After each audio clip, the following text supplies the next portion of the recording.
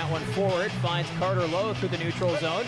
Lowe waits, takes the shot, kicks aside, rebound, scores! Cole Bodwin!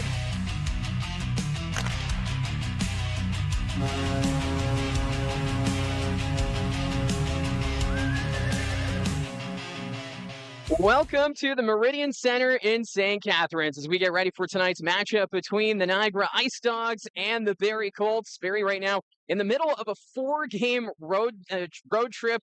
Last night we were in Erie at the Erie Insurance Arena where the Barrie Colts managed a 3-2 win in the shootout. And Arvin Jaswal, you have to give him credit for that victory last night as Erie came back in that third period. They had a couple of great breakaways, but he was a wall in net. And we actually have an interview with him coming up in the first intermission as I think fans in the chat last night excited about what Arvin Jaswal was doing last night. And he deserves a lot of recognition from that game.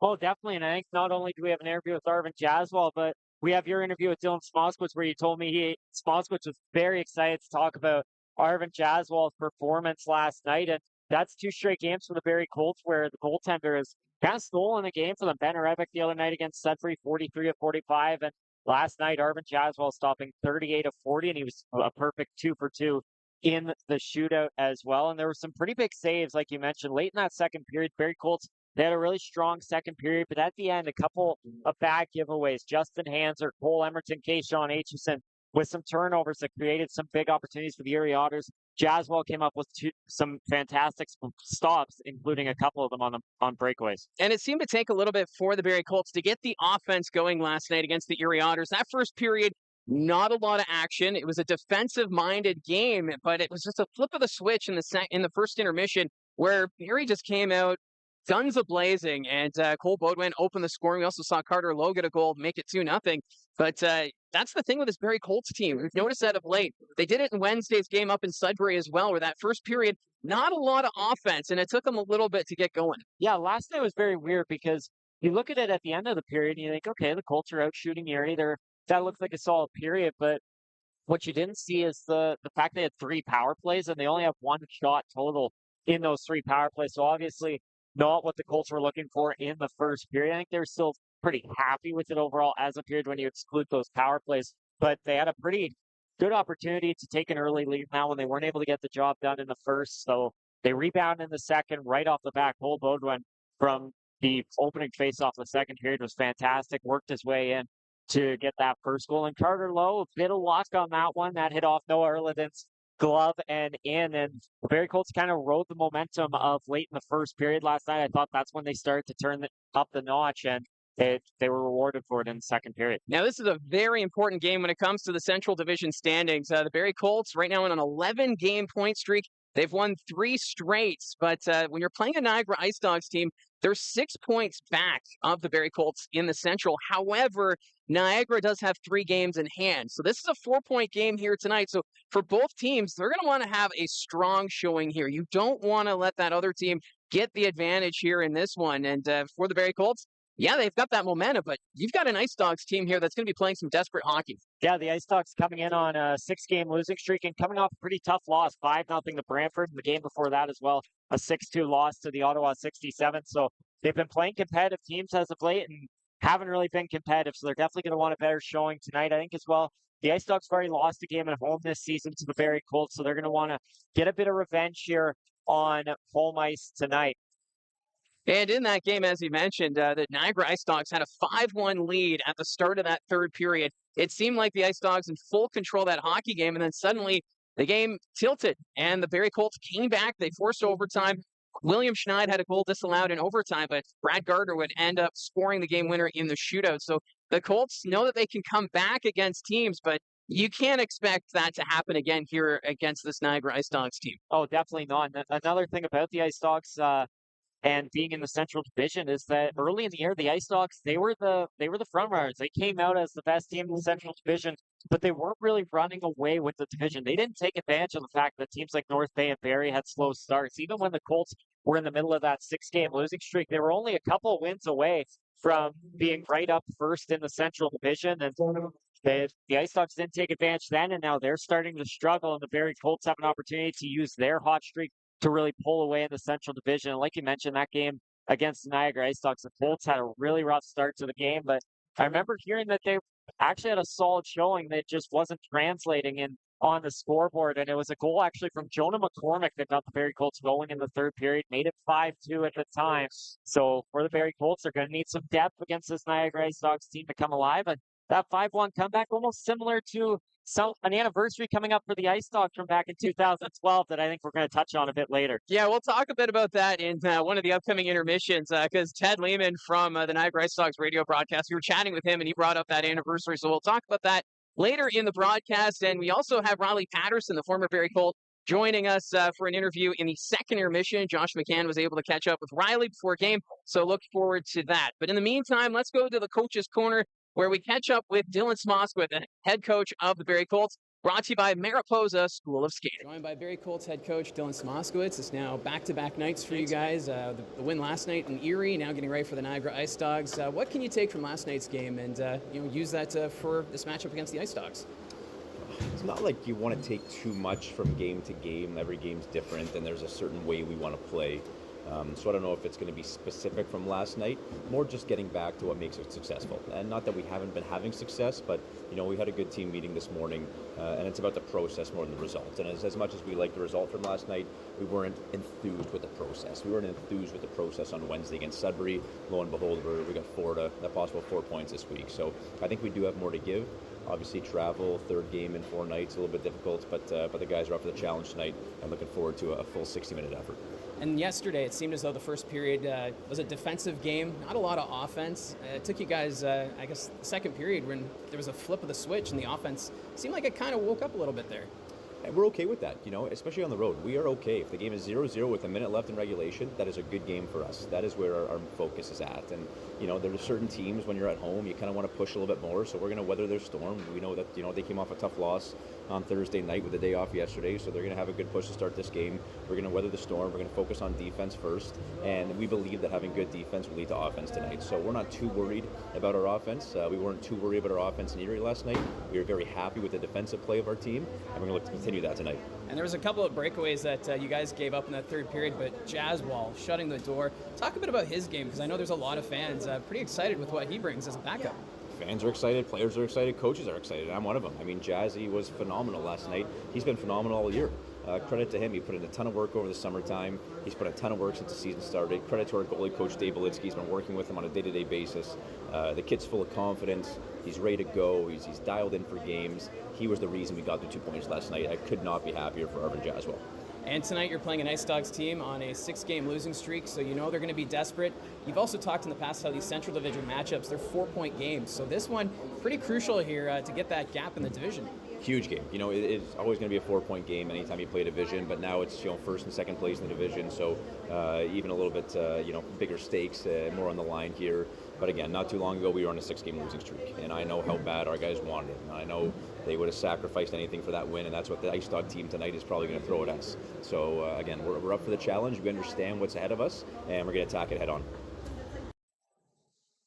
So that was Barrie Colts head coach Dylan Smoskowitz, and I do like how he addressed at the end of that interview, talking about how the Niagara IceDogs, they're right now riding that 6-game losing streak. The Barrie Colts were right in that position when they started this 11-game point streak. So for this Barrie Colts team, they know how desperate hockey can really turn things around. Expect that from the Niagara IceDogs, because for the Barrie Colts, let's be honest, when they were playing against the Kitchener Rangers and that 7th potential losing streak game, a lot of us were kind of anticipating a defeat on home ice, but this team dug deep, and now they are riding high at the top of the Central Division, and that's where this Niagara IceDogs team, they can be dangerous when they're going up against a Barrie Colts team that's red hot. This could be a bit of a trap game, and that's what I'm sure the IceDogs are looking for. Yeah, no doubt. I mean, if you look back at that week for Barrie Colts, Kitchener and Brantford, I think a lot of people were very concerned about how those games could have ended up, and I think there's probably some IceDogs fans a bit concerned about tonight if they're coming in on a 6-game losing streak. And the Barrie Colts, you got to smell the blood in the water. The IceDogs are really struggling. They're going to be playing desperate tonight. You got to take advantage of that. Get a couple goals here early. Really get them struggling and don't let them come back in this game. So we do have the chat up and running, so you can always take part in the conversation. If there's anything that you want to talk about during the game tonight between the Colts and the IceDogs, you can leave it there in the chat. Or if there's something you want to talk about that's league-related, we can do that as well. I know there's been a couple of trades involving teams in the Central Division that we will get to later in the broadcast. And I'm seeing in the chat right now, we've got an Ice Dogs fan. Stop and go Dogs. So we'll see how this chat goes. I know last night it was very lively down at the Erie Insurance Arena. So the chat is open, and we will get to that throughout the broadcast. But the teams getting on the ice, the Niagara Ice Dogs wearing purple jerseys tonight. It's the rock and roll night. And you know what? We don't see enough purple in hockey. I know the Los Angeles Kings used to wear purple in the National Hockey League, but that purple, a sharp color, and it'd be nice if an OHL team maybe adopted that color. Well, that's my favorite color. Oh, yeah? Yeah, I love Okay. purple. I think we need more of it. I don't know if the fancy font on the back was the best idea, but nonetheless, pretty nice looking jerseys. Just the only issue with them is they're pretty hard to read.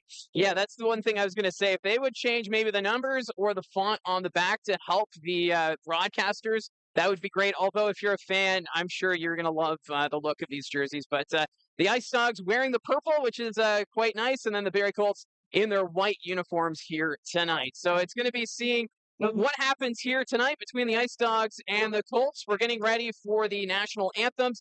And when we return, we will have puck drop here at the Meridian Centre.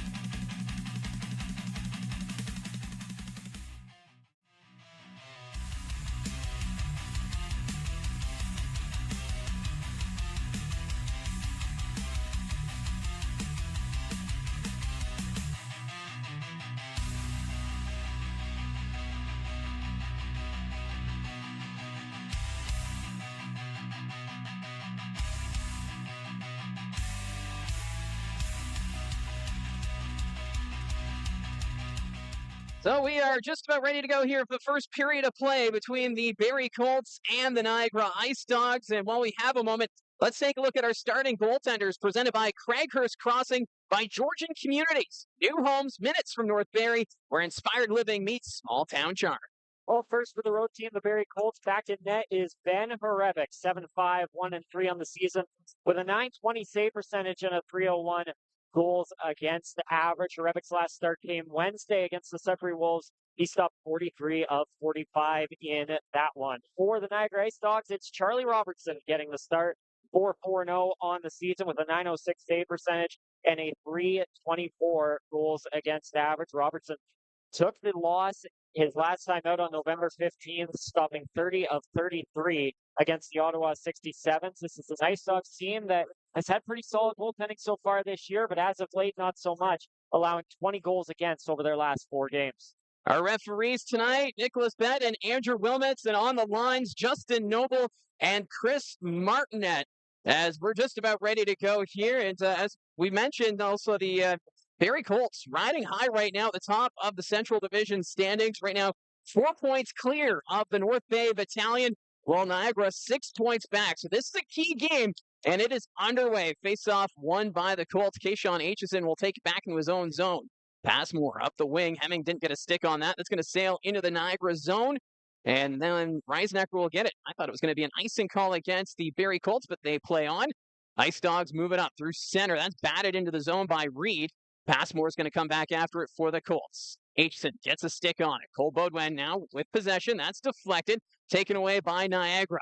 Kevin Heat enters the zone. Has from the corner. His shot stopped by Horevic. And he's going to pounce on that one as the IceDogs get an early shot. Early save for Ben Horevic there. And he's coming into this game as one of the busiest goaltenders in the OHL this year. Horevic, the second most saves in the OHL so far this year. Yeah, he has faced so much rubber this season. He's had a few, here's that been at least, 2 or 3 games he's approached 50 saves? Oh, definitely. It's been unreal what Horevic has had to face so far this season, but as strange as goaltenders are, he's one that seems to embrace the shots. The more the merrier, basically. So face off to the right, Horevic, scrambled draw, IceDogs trying to dig this one free. It's taken away by the Colts.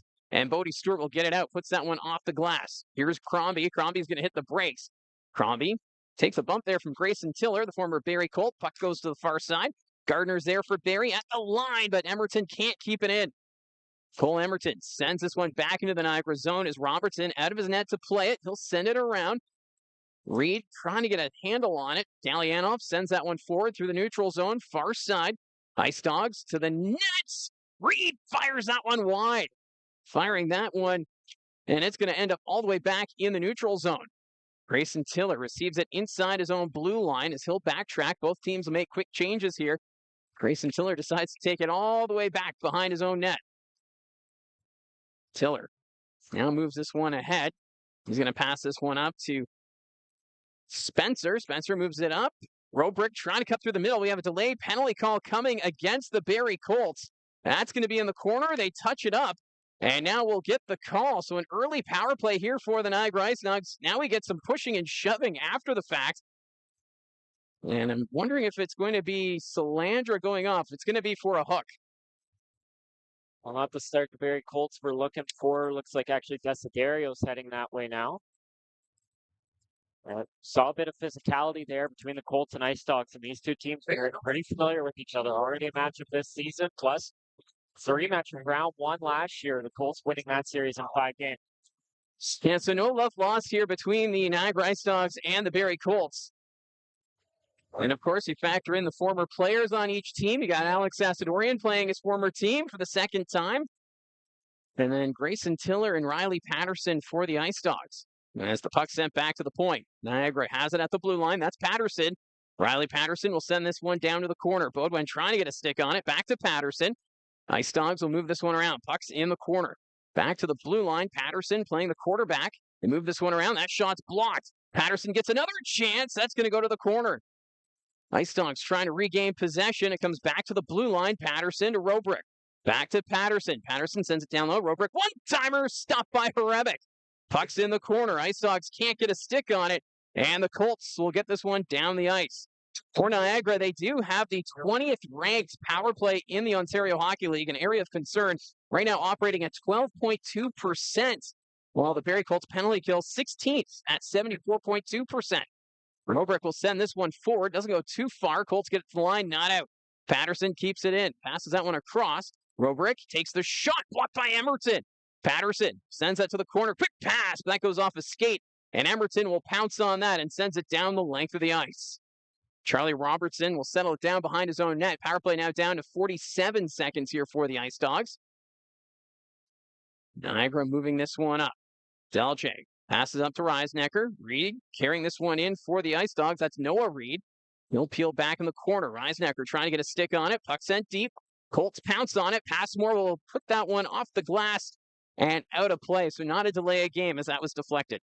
Well, you mentioned the Niagara IceDogs coming in with the worst power play in the OHL, and it's a bit surprising with some of the offensive talent they have. And you look at that power play unit, guys like Patterson, Kevin He, Ryan Robrick. Robrick, especially in his draft year, kind of struggling a bit. He's only got 21 points in 21 games, coming off the season with 41 goals and 87 points.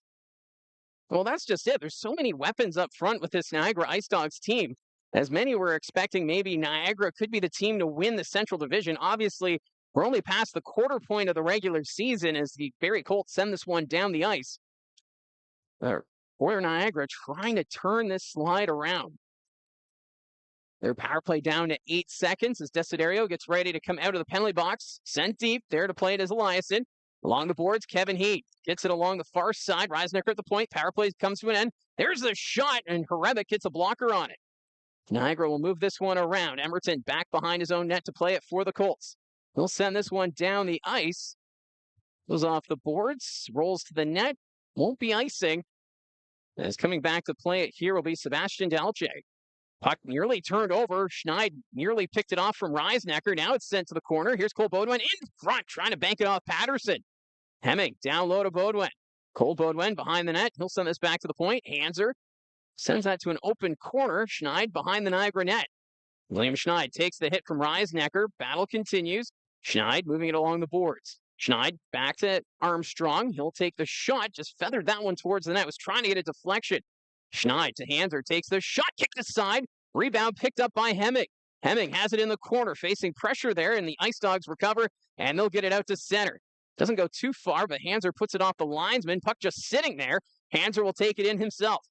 Hanser one hand on the stick. Sends that one back behind the Ice Dogs net. Barrie making a line change. Puck sent ahead. Here's Eric He. He stopped at center ice. Colts trying to send it back in. Edgar sends it deep. Ice Dogs able to recover. Back behind their own net. Grayson Tiller. Eric He chips that one down the ice.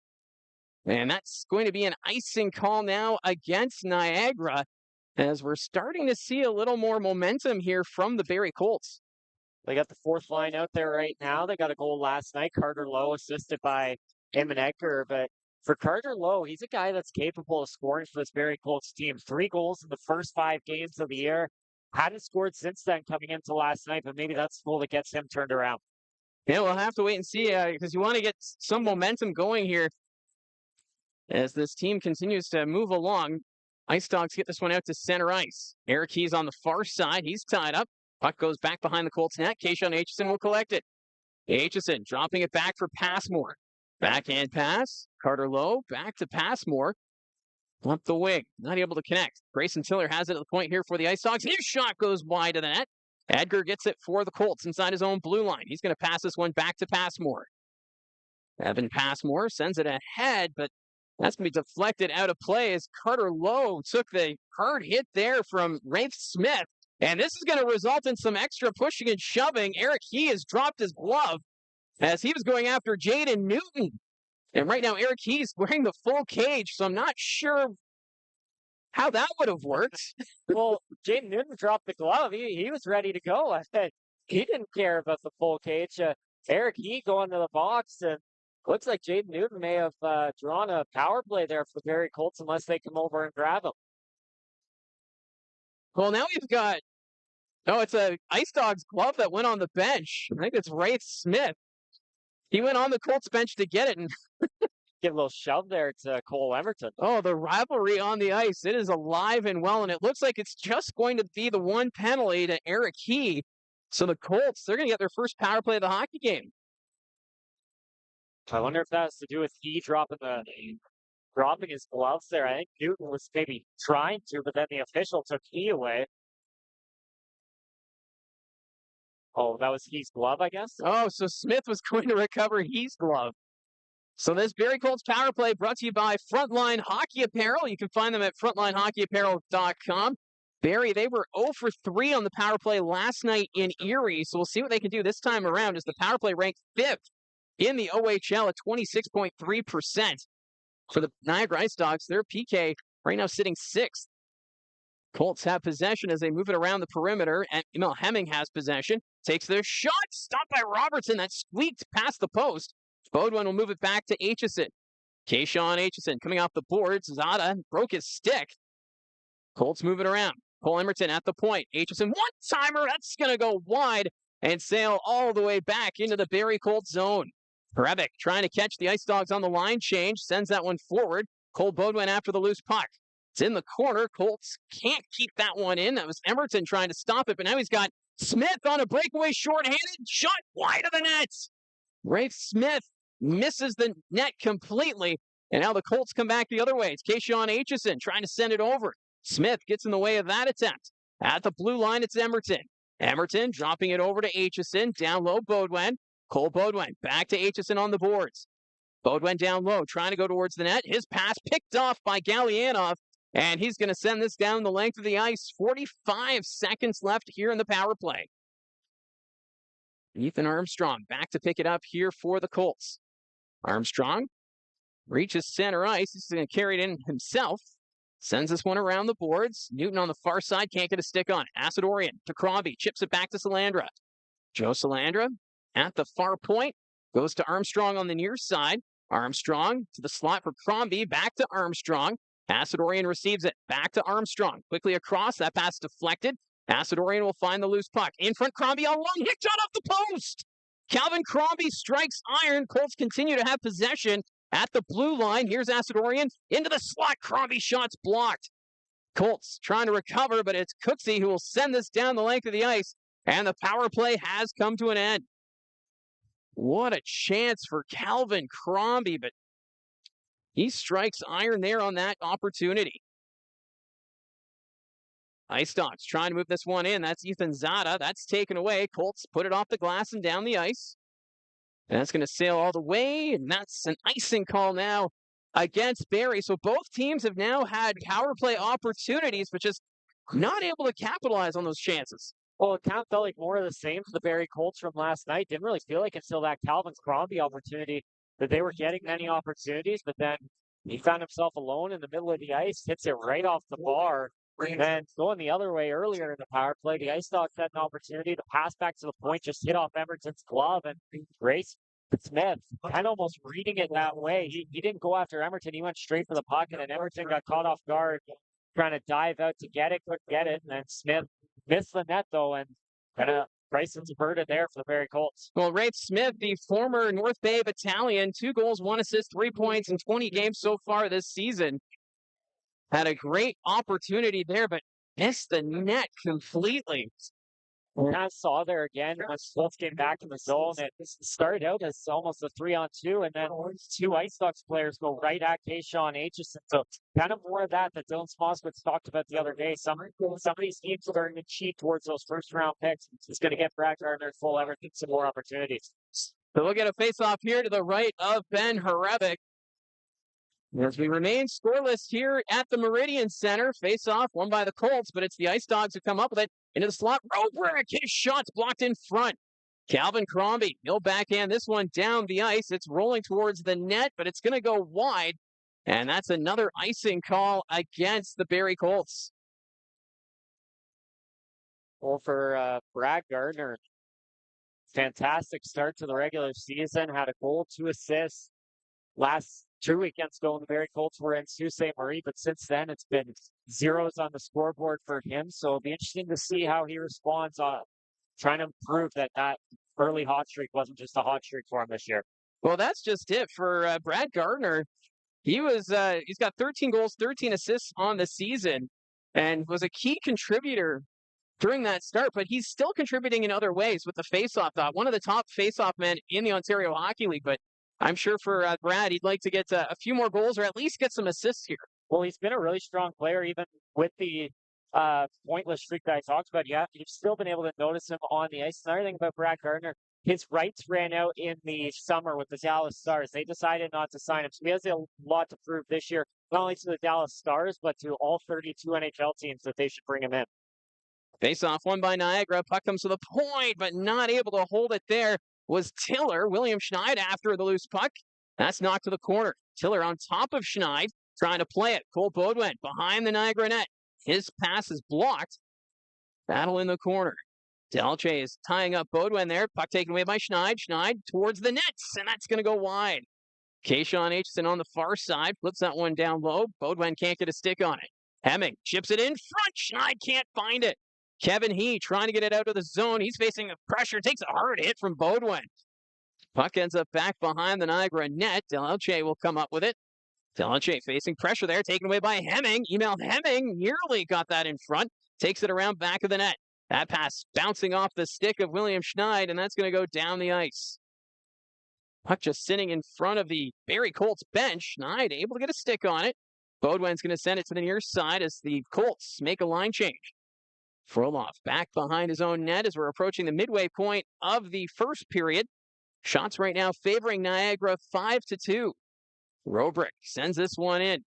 That goes off the end boards, bouncing. There's a shot stopped by Hrebeck. Good save there off of Ryerson Edgar. IceDogs still with it. Frolov shot bouncing off a few legs, ends up behind the Colts net. Emerton facing pressure, turns it over in front, but not able to settle that one down was Zada. Puck goes to the far side. There's Robrick. That got away from him. Colts can't get it out of the zone. Eliasson has to come back to play it. Nice dog player. Looked like he may have got an elbow from Eliasson. Play continues. Puck's out at center. Frolov sends that one ahead to Edgar.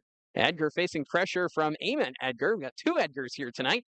Puck goes behind the Colts net. Hrebeck there to play it.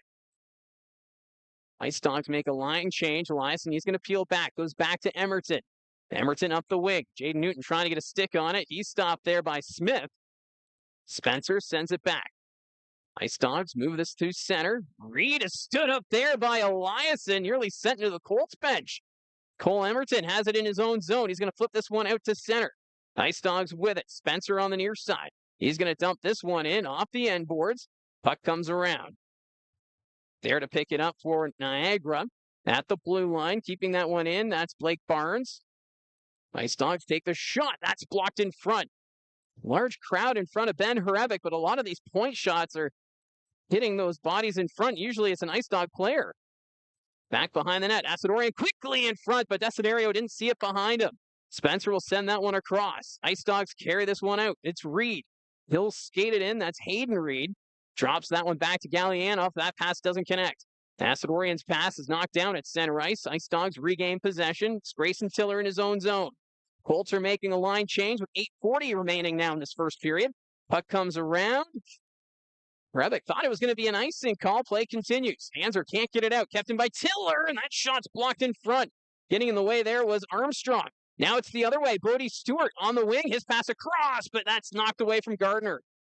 IceDogs have possession in their own zone. That's Noah Reed passing that one up the middle. Riley Patterson loses the handle. Kayshawn Aitchison behind his own net, avoids the hit from Patterson. Bodie Stewart bumped there by He. Passmore sends it back behind his own net, picked up by Aitchison, and we got another penalty call coming. This is against the Barrie Colts, and it's for a cross-check. So Bodie Stewart, the guilty party, heading to the box. After Kevin He gave him a hit, Stewart with a bit of a retaliation cross-check there to the behind of Kevin He, and that's going to set the IceDogs up with another power play. So this is the second power play of the night for the Niagara IceDogs. The last man advantage didn't get too many chances, but we'll see what happens this time around with Bodie Stewart in the box. They're now out shooting the Colts 6-2. So a similar start to what we saw up in Sudbury Wednesday and last night in Erie. There's a one-timer stopped by Hrebeck. What a shot from Zada. Puck's in the corner. Ice Dogs with it. Another chance. That goes over the net. And that's going to sail all the way back into the Niagara zone. 1:44 left in the man advantage. Riley Patterson's going to take it back behind his own net. Patterson skates this one ahead up to Zada. Zada on the wing. He'll carry this one in. Gets past Aitchison. Zada to the net. Stopped by Horebic. Puck's in the corner. Robrick trying to get a stick on it. That got by him. And Cole Baudouin, he'll clear this one out. Emil Hemming chasing after the loose puck. Robertson well out of his net to play it. He'll send it around the boards. Hemming putting more pressure here. He loses his stick. Patterson drops it back to Ryerson Edgar. Zada. He'll skate this one out for Niagara. Zada into the attacking zone. Goes to Robrick. Robrick trying to go up the middle. Takes the shot. And a nice glove save by Horebic. As Ryan Robrick had a lane down the middle, but Horebic flashes the leather. Yeah, nice play by Robrick there. He was able to get free of Cole Emerton. The Ice Dogs, Neil Hemming nearly put on some pressure. Then Niagara's able to come the other way. Robrick gets around him, had a lane to the net as Hemming and Emerton were chasing after him. But Ben Horebic flashing the leather there. So still a minute 6 remaining in this power play for Niagara. Scrambled draw. Colts get to it and they'll clear it. That sails all the way down the ice. Robertson decides to stay in his net as the puck stays in the corner. Carter Lowe is there. Colts are shorthanded, and Lowe's just going to send this way back into his own zone. Wisely taking more time off this Niagara power play. Lowe receives the pass at center ice, decides to skate it back into his zone, and now we'll clear it. It's a pretty effective way to kill a penalty. Hey, if the Ice Dogs don't have the puck, they can't hurt you. And the power play is now down to just 30 seconds. Gallianoff reaches center ice. He'll carry this one in, sends it to the corner, trying to get it himself. He's tied up by Hanser rather. Crombie backhand pass, and that's going to go down the length of the ice, taking even more time off this power play. Reisnecker back to collect it here for the Ice Dogs. Delche comes out from behind his own net. He'll skate this one forward. Near side now for Noah Reed. That got away from him. Hanser back to play it. Bodie Stewart ready to come out of the box. So now Niagara 0 for 2 on the power play tonight.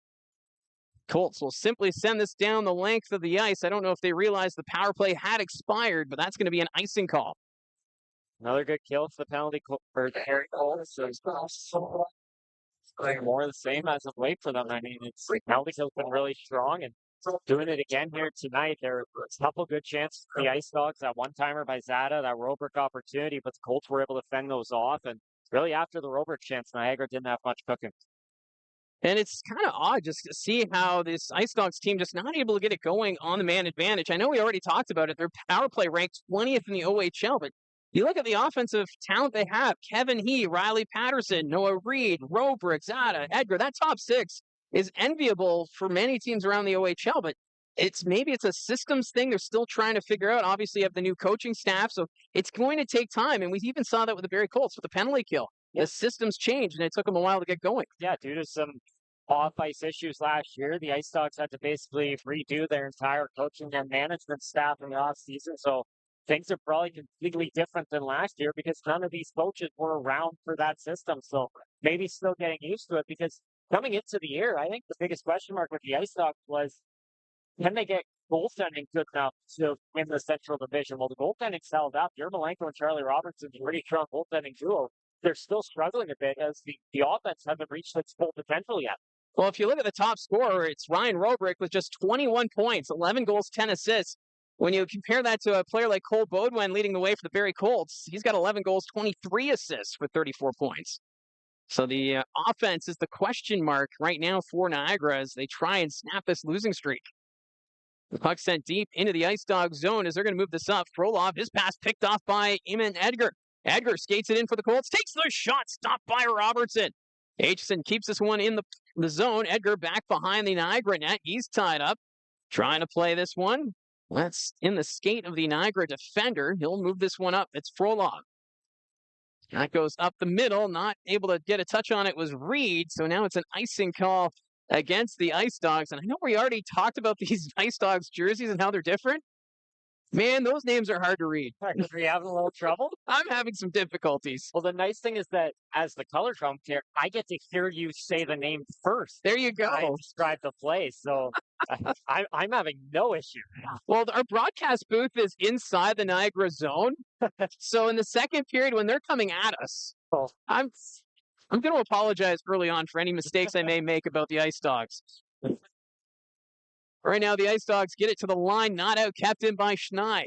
Schneid trying to play this one in the zone. Battle ensues in front of the Ice Dogs bench. It's like a rugby scrum up there. Schneid right now in the middle of it, surrounded by purple sweaters. He's trying to get a stick on it. They're jamming at it. Now it's sent out. Kevin He will pick it up in the neutral zone. He's going to skate this one into the Barrie zone. Takes the shot, stopped by Hrebeck. And he's just going to hold on to that. It looked like he wanted to play it, but it was a quick whistle. Another slow starting first period here. Shots right now 10-3 for the Niagara IceDogs. I'm sure Dylan Smoskowitz would want a few more pucks on net from the Barrie Colts here. Well, we kind of saw this last night, too. It took a bit for Barrie to get the offense going. It was kind of a flip of the switch in this first intermission. And we'll see if that's in store here again tonight, as it remains scoreless here in Niagara. Puck's bouncing. Zada can't keep it. Here's a chance. Robrick stopped by Hrebeck. Getting to that was Ryerson Edgar. And the Ice Dogs open the scoring. It's 1-0. Well, Edgar's been one of the better rookies in the OHL this season. And Brian Robrick again getting loose in the offensive zone. Not a guy you want getting some good chances on your netminder. And he almost had a goal there as that one just hit off the glove of Ben Hrebeck. He was barely able to get enough of it, and it deflected behind him.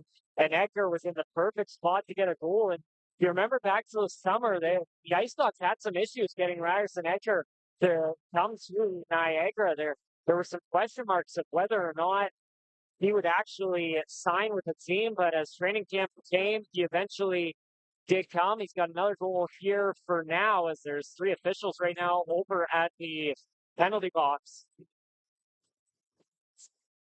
Well, it was batted out of the air, so the Barrie Colts looking at their tablets, trying to determine if they should challenge this or not. I only caught the replay on the scoreboard briefly, so it's hard to tell from our vantage point if it was a high stick, as Wilmet's the official having a conversation with both Robrick and Aitchison. Actually, it's the linesmen who are looking at the tablet, so I'm wondering if this is potentially offside is what we're exploring. I've been No. And we talked about this in Erie last night, about the transparency of the league when it comes to these reviews. Well, that's the thing. It's like all the PA, and it's not the public address announcer's fault, but all he can tell you is that the play's under review. Well, we can figure that one out, but we don't know what it's for. So I'm judging because the linesmen are looking at the tablet. It has to be an offside is what they're looking at here.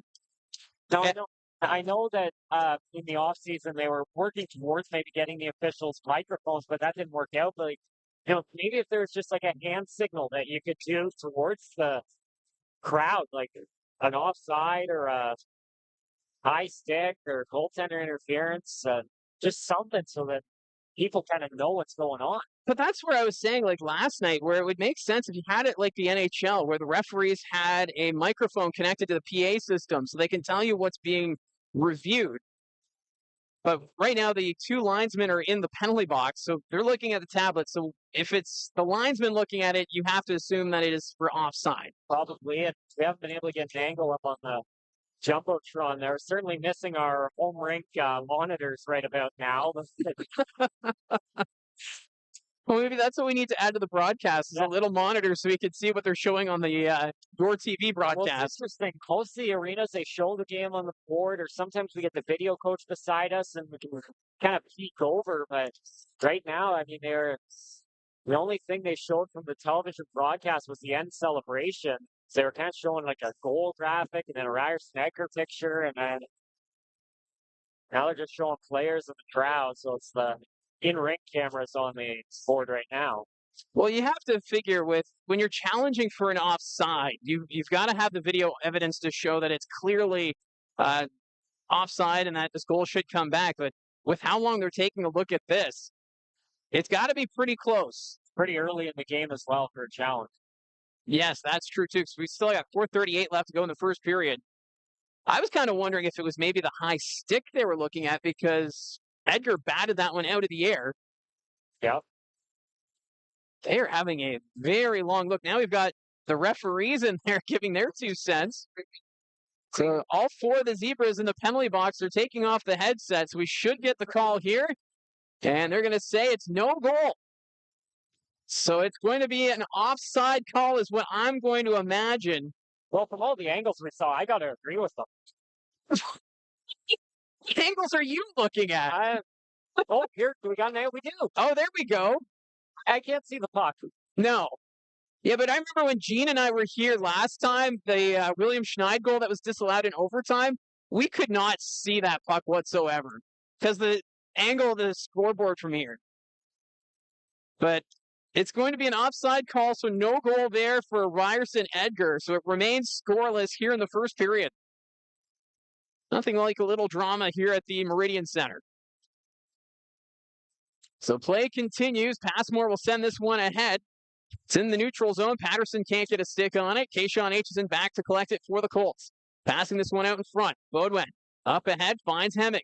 Emil Hemming flips this one deep into the Niagara zone. Back to play it here is Barnes. Barnes puts that one off the referee. Play continues. Puck's in the corner. Colts after it. That's Beaudoin delivering the check. Near side Hemming. Hemming pokes it free from Spencer. Emil Hemming back to the line for Aitchison. Aitchison rides the blue line, goes to Passmore. Passing that one across. That was not sure where that was going as Noah Reed was able to get a stick on it and sends it out. IceDogs back in their own zone. That's Liam Spencer, the former London Knight. Gets to the line, not out, kept in momentarily by Hemming. Now the IceDogs will get it out to center. Armstrong trying to chip that one in the zone. Galyanov up to Reed. Reed gives that one back to Galyanov. Battle along the boards. Galyanov trying to move it, surrounded by white sweaters. Here's Colt Beaudoin, flips it in the air. That's going to come out to center. We've got Reed and Desiderio providing cross checks to one another. Armstrong back behind his own net, trying to give it up to Aitchison. Kayshawn Aitchison can't hold on to it, side of the net. There's the shot. That's going to go wide of the net. Firing that was Hayden Reed. Puck's at the point. IceDogs put it wide. Colts to the line. That shot well wide of the net from the blue line. Desiderio after the loose puck. Colts will pick it up. Aitchison sends it back to Armstrong. Ethan Armstrong over to Aitchison. Up the wing. Desiderio trips that one into the zone. Here's Asadorian. His shot well over the net. And that's going to sail back into the Colt zone. 3 minutes now left in the first. Barrie with it again. That's tipped into the Niagara zone. Reisnecker will come back to play it. Puts that one off the glass. IceDogs get this one out to center. Cole Emerton back to Hanser. Hanser sends that one forward. Ends up in the corner. Frolov's going to come back to play it for the IceDogs. Frolov taking his time here. Both teams are completing a line change. Now Frolov will move it up. Up to Robrick. Ryan Robrick has that one knocked away by Bodie Stewart. Puck rolls to the Colts blue line. Robrick follows it up.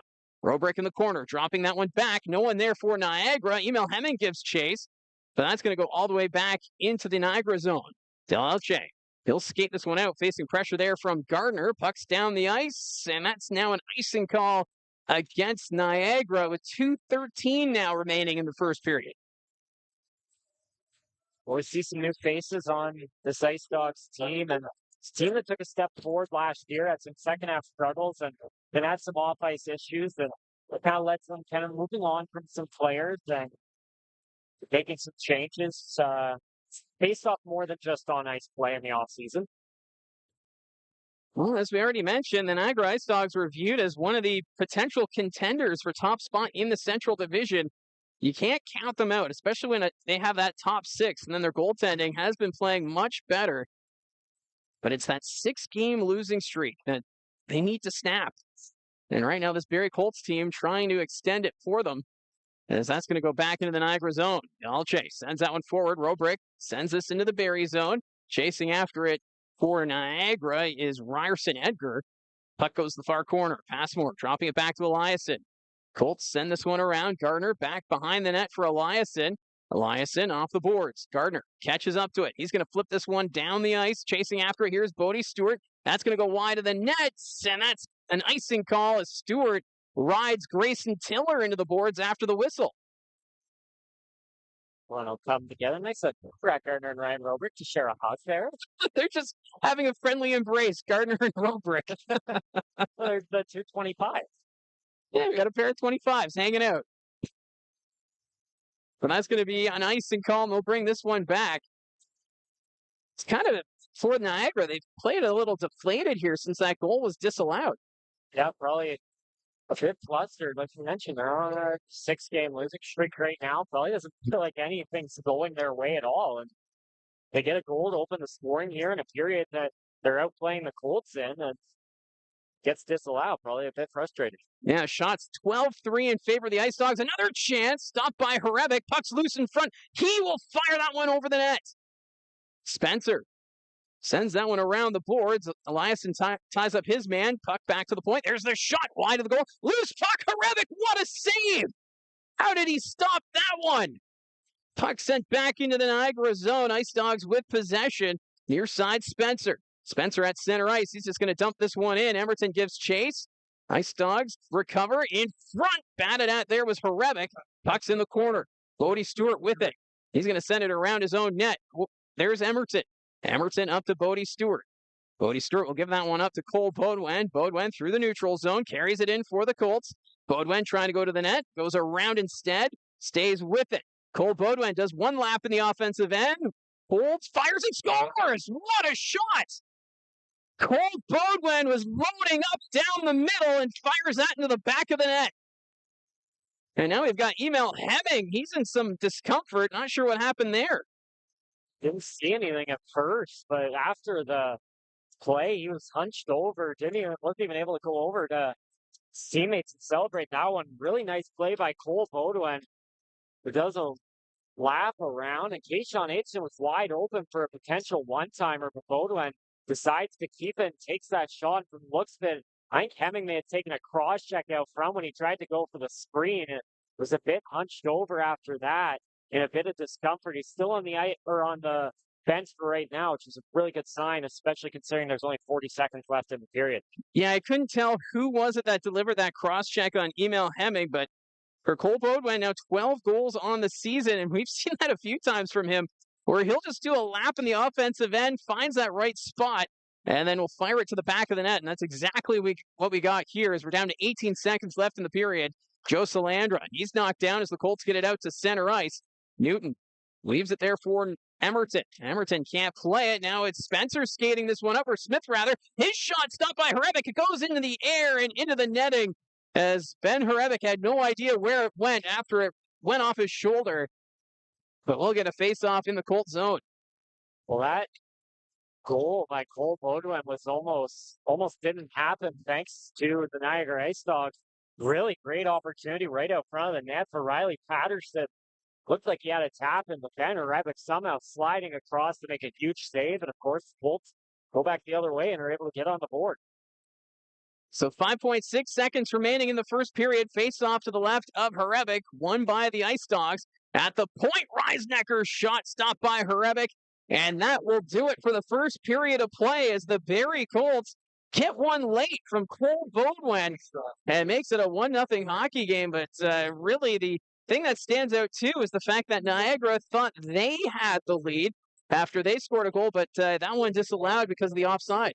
Yeah, we couldn't really get an angle on it at all, but looked like it was offside. So we'll trust the officials' judgment on that one. That's really all we can do there. As it looked, like you said, it looked like the Ice Dogs were on the board, and then I think they were, like you said, a bit deflated after that goal. They're pretty frustrated as a team right now, coming on a 6-game losing streak and a couple of really tough losses. They've scored 11-2 over their last couple of games. And when you have a period going as strong as the Ice Dogs did, out shooting the Colts by a ton, you think you're due for a goal, you get one, then it gets called back. And then once you get another really good offensive chance, Ben Horebic makes a huge save. Colts go back the other way and get a goal. Yeah, shots right now favoring the Niagara IceDogs, 16-4.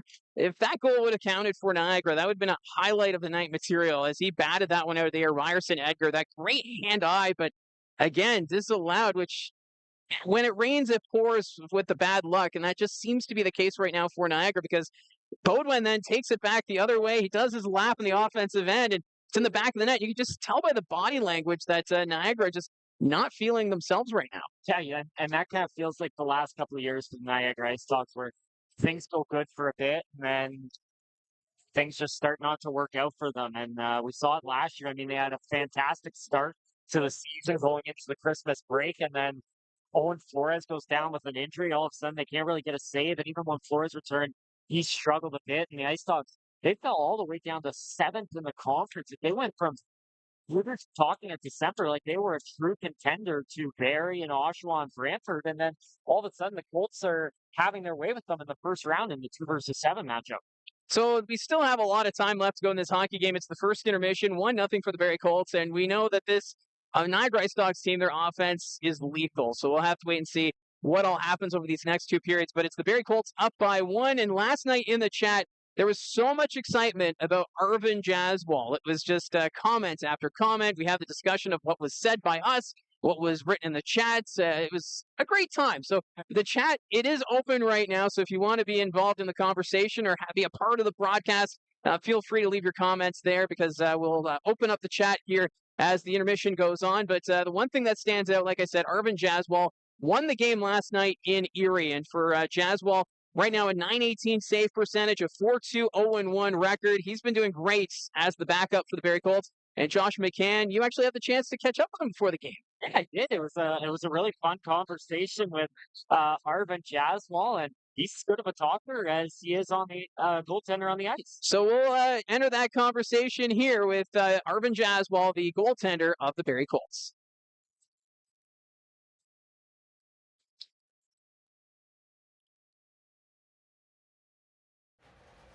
Joined by Colts goaltender Arvin Jaswal. Arvin, it was your first game last night after a little hiatus, first start since October 30th. Did the rust come off pretty quickly with the way you performed?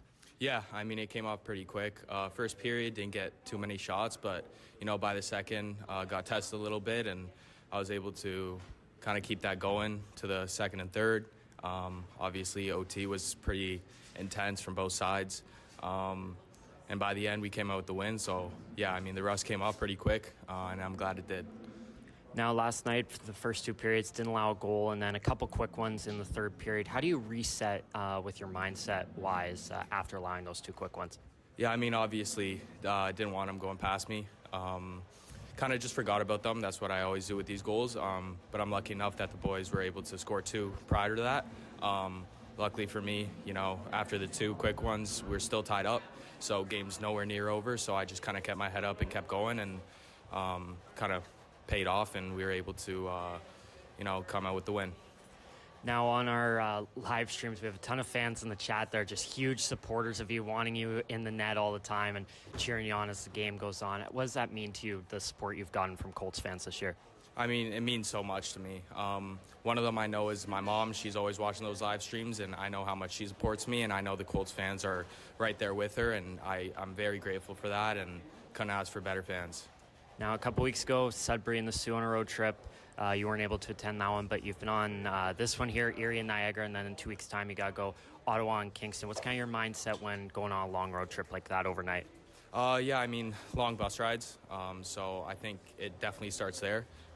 Being in the best mental space there, talking with the guys, talking about hockey, just kind of keeping the mind on hockey at all times are important, because these long bus rides can get pretty hectic and your mind can be going in all different places. So just making sure we're focused at all times is important. And yeah, we were able to do that last weekend, and I've been a part of this one, and it's all about hockey, and everyone's just in the right position. So yeah. When you go on road trips, I mean, you're still a junior player, so you do have to worry about schooling as well. Is it a bit harder to deal with your education as you go on the road? Yeah, for sure. I mean, it is pretty hectic. I'm in grade 12, so it's a lot of work. Luckily, it's only 2 classes I got to worry about, but just bringing computer on the bus and just reviewing notes and stuff, that's important. Obviously, hockey's important too, but school is too. So to be able to balance that, it's a skill that not a lot of people have, and I'm glad I have it. And yeah. Ben Arebic's your goaltending partner, and of course Hagenbach as well has been around the team a lot. How have you guys bonded throughout this season? Yeah, I mean, Harebic, I was with him last year as well. great goalie, great guy in the room. I was able to room with him over the weekend, so we got a little closer that way as well. He's a great goalie too. Not only a great person, great goalie. He's taught me a lot to get where I am right now, and I'm very grateful for him. And Hagenbach, I've been lucky enough to drive him everywhere whenever he's in Barrie, so we're able to have those conversations and laughs and always talk about hockey. And when he comes down from Collingwood to Barrie for a couple practices, I'm able to have some nice laughs with him and learn from him too. He might be younger than me, but he's a very skilled goalie, and I'm proud of him for where he's gone, and I'm grateful to have him as a goalie partner as well. Now, last year you were kind of in Hagenbach's situation where there were two guys ahead of you in Sam Hilbrand and Ben Rebick, but you were still around the team a lot. What was that like last year, and did being around the team so much kind of help you coming into this season? Yeah, I mean, it helped me so much. I was able to play U18 and play games as well, but to be able to practice all week with the guys, it helped me so much. During practices, I didn't get many touches. The two guys in front of me obviously get the most touches during practice, but when practice ends and everyone's kind of doing their own thing, I'm able to just kind of get as many shots as I can, whether it's one tees or playing rebound with them. So that helped me a whole lot, and yeah. Well, Arvin, thanks for doing this. Yeah, no worries. Thank you.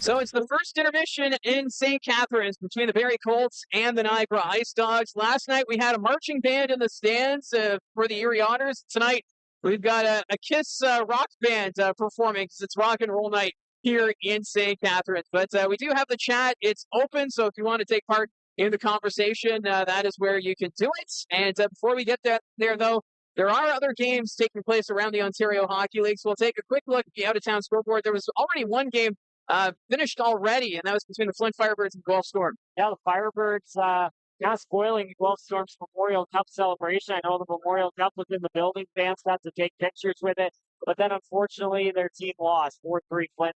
Your final in that one. Sarnia taking on Erie. We saw the stink bus before we left Erie earlier today. They're tied at 0 after the first period. Owen Sound hosting the Ottawa 67s. 1-0 Owen Sound after the first period. 2-0 Peterborough on Kingston in the first period. Saginaw up 1-0 on Windsor. The London Knights in trouble a bit, maybe getting swept on this northern road trip. They're down 1-0 to the Sioux Greyhounds, who I found out on Twitter had a late scratch today in the form of Brady Martin.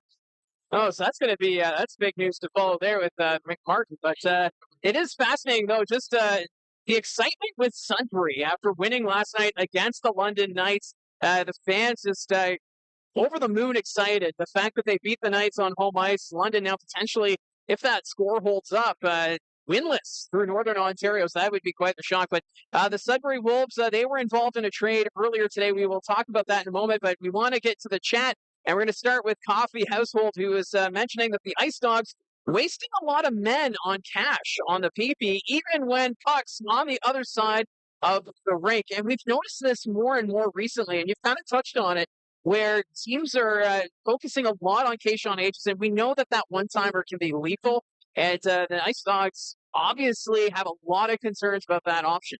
Well, we really noticed it the other night in Sudbury when Kayshawn Aitchison, Emil Hemming, and Cole Bogowin were kind of all drawing players, and that left Cole Emerton wide open on the point. No one even really looked at him, and they passed the puck back to him. He rips a one-timer off. It even caught Owen Leonard in net. a bit off guard, and Emerton gets the game-winning goal that night for the Barrie Colts. And the value that Keyshawn Aitchison, Cole Baudouin, and Emil Hemming bring to that power play first and foremost is going to be all the offense that they provide. But as the season goes on and teams are trying to shut those three down, that's going to allow the other two players, which is mainly Brad Gardner and Cole Emerton, to have a bit more of an offensive responsibility. Gardner's more the guy sitting out front, so Cole Emerton's going to get a few opportunities on the point to fire some shots away, because the opposing team's maybe not expecting it as much, because Cole Emerton is a rookie in the OHL with only one career goal, and the other three guys are NHL first-round draft picks. But if Cole Emerton can start getting more shots like what we saw in Sudbury Wednesday night, he is going to be a force, and then teams might not want to cheat as much there on Keyshawn Aitchison, because that was a goal scorer's goal when Cole Emerton received that pass in the slot, and it only took, 5 seconds off that power play for him to find the back of the net. So if the Colts can get another offensive-minded defenseman moving there on the point on the power play, the power play situation here for the Barrie Colts is only going to improve from here. So we'll see how this moves along with the Barrie Colts. That power play right now is still 5th in the OHL. A lot of options up front, and teams, when you start to cheat a little bit, that's when you start to get burned because of those other options like you mentioned. Well, not only does it allow Cole Emerton and Brad Gardner to get more offense, but I think as well it gives them more of a responsibility now, because now they need to get some goals. Because if Cole Emerton and Brad Gardner aren't producing on the power play, these teams are going to continue to cheat. But once teams start recognizing, hey, Cole Emerton, that's the guy we got to look out for on the power play, they're not going to cheat as much, and then you're right back to the beginning of the year. H maybe a bit more open for his one-timers, same with Emil Hemming and Cole Baudouin. And we've already talked about how the Central Division, the Barrie Colts right now find themselves on top. They've got that 4-point cushion right now on the North Bay Battalion. The Niagara IceDogs 6 points back, but the Battalion making a move, which I think for both fan bases, North Bay and the Flint Firebirds, fans are scratching their heads because these are fan favorites that have switched places. Ignat Pazzi going to the Flint Firebirds for Caden Petrie, and it's kind of just I'm wondering if it's you need a certain player for your position, and you're trying to build within those needs. Well, Ignat Pazzi and Caden Petrie are both solid players as well, so it's a bit interesting to see. I mean, not something you really expected to happen, especially the Flint Firebirds. They're in the middle of a big winning streak. It's their longest winning streak right now since back in the 2019-2020 season. So not really what we expected, but Petrie having a bit of a down year, so maybe a change of scenery. And then for Ignat Pazzi, I think the Barrie Colts are a bit thankful. That's a guy that he seems to walk into the Sadlin Arena and just get a ton of goals. He had 2 goals a year ago against Barrie Colts, including a third one in a shootout in a victory against Barrie last season. Now, Pazzi did make his Flint Firebirds debut this afternoon in the game against the Guelph Storm. Just 4 shots, no points as of yet, but he is a creative forward, and if that's maybe that's for the Flint Firebirds. They realize we need to be more creative up front, and that's what Ignat Pazzi brings to this team. And this Firebirds looking to be, they want to be a threat in the Western Conference. Well, they just added kind of to the list of teams contending right now in the Western Conference. You got the Sioux, you got London, you got Owen Sound, and then of course Windsor and Kitchener. On top of that, Guelph's played pretty solid as well. So the West kind of looking similar to the East last year, where you didn't really know who was going to win any of the first round series outside of, we figure Brantford and North Bay was pretty set that it'd be Brantford, but the 2-7, 3-6, 4-5 matchups all last year in the East were like basically toss-ups. And it's looking that way again this season in the Western Conference. And really the only team inside the West that hasn't hurt himself so far is the Saginaw Spirit. And if Saginaw can start getting a bit more goaltending, and maybe Michael Neeson, Zane Perek come back, I think they'd get traded if they do come back. But if Dave Drinkle decides to hold on to those two, maybe all of a sudden you just have a 8-way pile-up in the Western Conference, and you have no idea who's going to come out on top. Well, of course, with Zane Perek being loaned to Team Canada at the World Junior Hockey Championships, you don't know what could happen next. There is that possibility that he comes back to the Ontario Hockey League. Now, the other move involving the Sudbury Wolves and the Sarnia Sting, Sudbury acquiring Kostic from Sarnia. Kostic was a player who was back home waiting for a trade, or at least that's what's being reported, and now he's getting that trade, and going to the Nickel City, and we'll see what is in store for him. Yeah, change of scenery for Kostic, Sudbury Wolves, seeing they could beat London last night, figuring they still got a chance this year, so might as well bring in Kostic. But that's a guy that was a former first-round pick in the OHL, so there is a bit of potential there. He's never played over 30 games in a season. He was dealing with an eye injury, recovering from that this season, and he's only played 4 games this year, doesn't have a point yet, but maybe the Sudbury Wolves are able to unlock his potential. They're a team with not a lot of depth. I mean, outside of the top guys like Nathan Villeneuve and Kieran Walsh, they're desperate for some offense, so they're hoping they can unlock Kostic here. Now, if my memory serves me right, he was traded to Sarnia from North Bay in the LeBlanc twin deal when the North Bay Battalion were buying 2 seasons ago. So he returns to Northern Ontario now, a member of the Sudbury Wolves. So seeing both sides of that Highway 17 rivalry. I couldn't hear you. I know, the horn just went off. This is probably one of the loudest arenas when it comes to the music and it comes to the horn. So I was just saying he's now seeing both sides of that Highway 17 rivalry. Yeah, he's heading back up to that side of town, and he's going to have a lot of work to do. Sudbury Wolves team, they're 10th in the Eastern Conference right now. I think they still have a little bit of a chance. I mean, it's been a slow start, but Brampton Steelheads in 8th. We talked about how many players they lost in the offseason. I think they got off to a decent start, but I think they've come down to earth a bit. The Oshawa Generals, they've already sold off, trading Ben Danford, Zachary Sandu. It doesn't look like they're getting Beckett Seneca back, so there's still time for the Sudbury Wolves to maybe slowly turn things around, and they might get help from Bjornis, the new goaltender they added a couple days ago. He's got 32 of 35 yesterday. Yeah, the Sudbury Wolves, the big talk has been how many goaltenders are on their roster. So they bring in Bjornis from the USHL as a free agent signing and gets that big victory over London Knights. Well, Finn Marshall no longer with the team. He's now off to the BCHL. It sounds like he wanted to change the scenery, and the Sudbury Wolves couldn't find him a home in the OHL, so he's off to the BCHL. And the Sudbury Wolves, a team still trying to get that direction and find their footing in the Central Division. Well, they have Chartier, they have Leonard, they have Bjornis, Finn Marshall was there, Jason Tremblay played a game, and then now they've traded for Paolo Frasca, a goaltender from the USHL that was under rights to Windsor. They acquired him for a pair of draft picks, and the Sudbury Wolves, that would make 6 goaltenders for a team that really hasn't had any goaltending injury issues.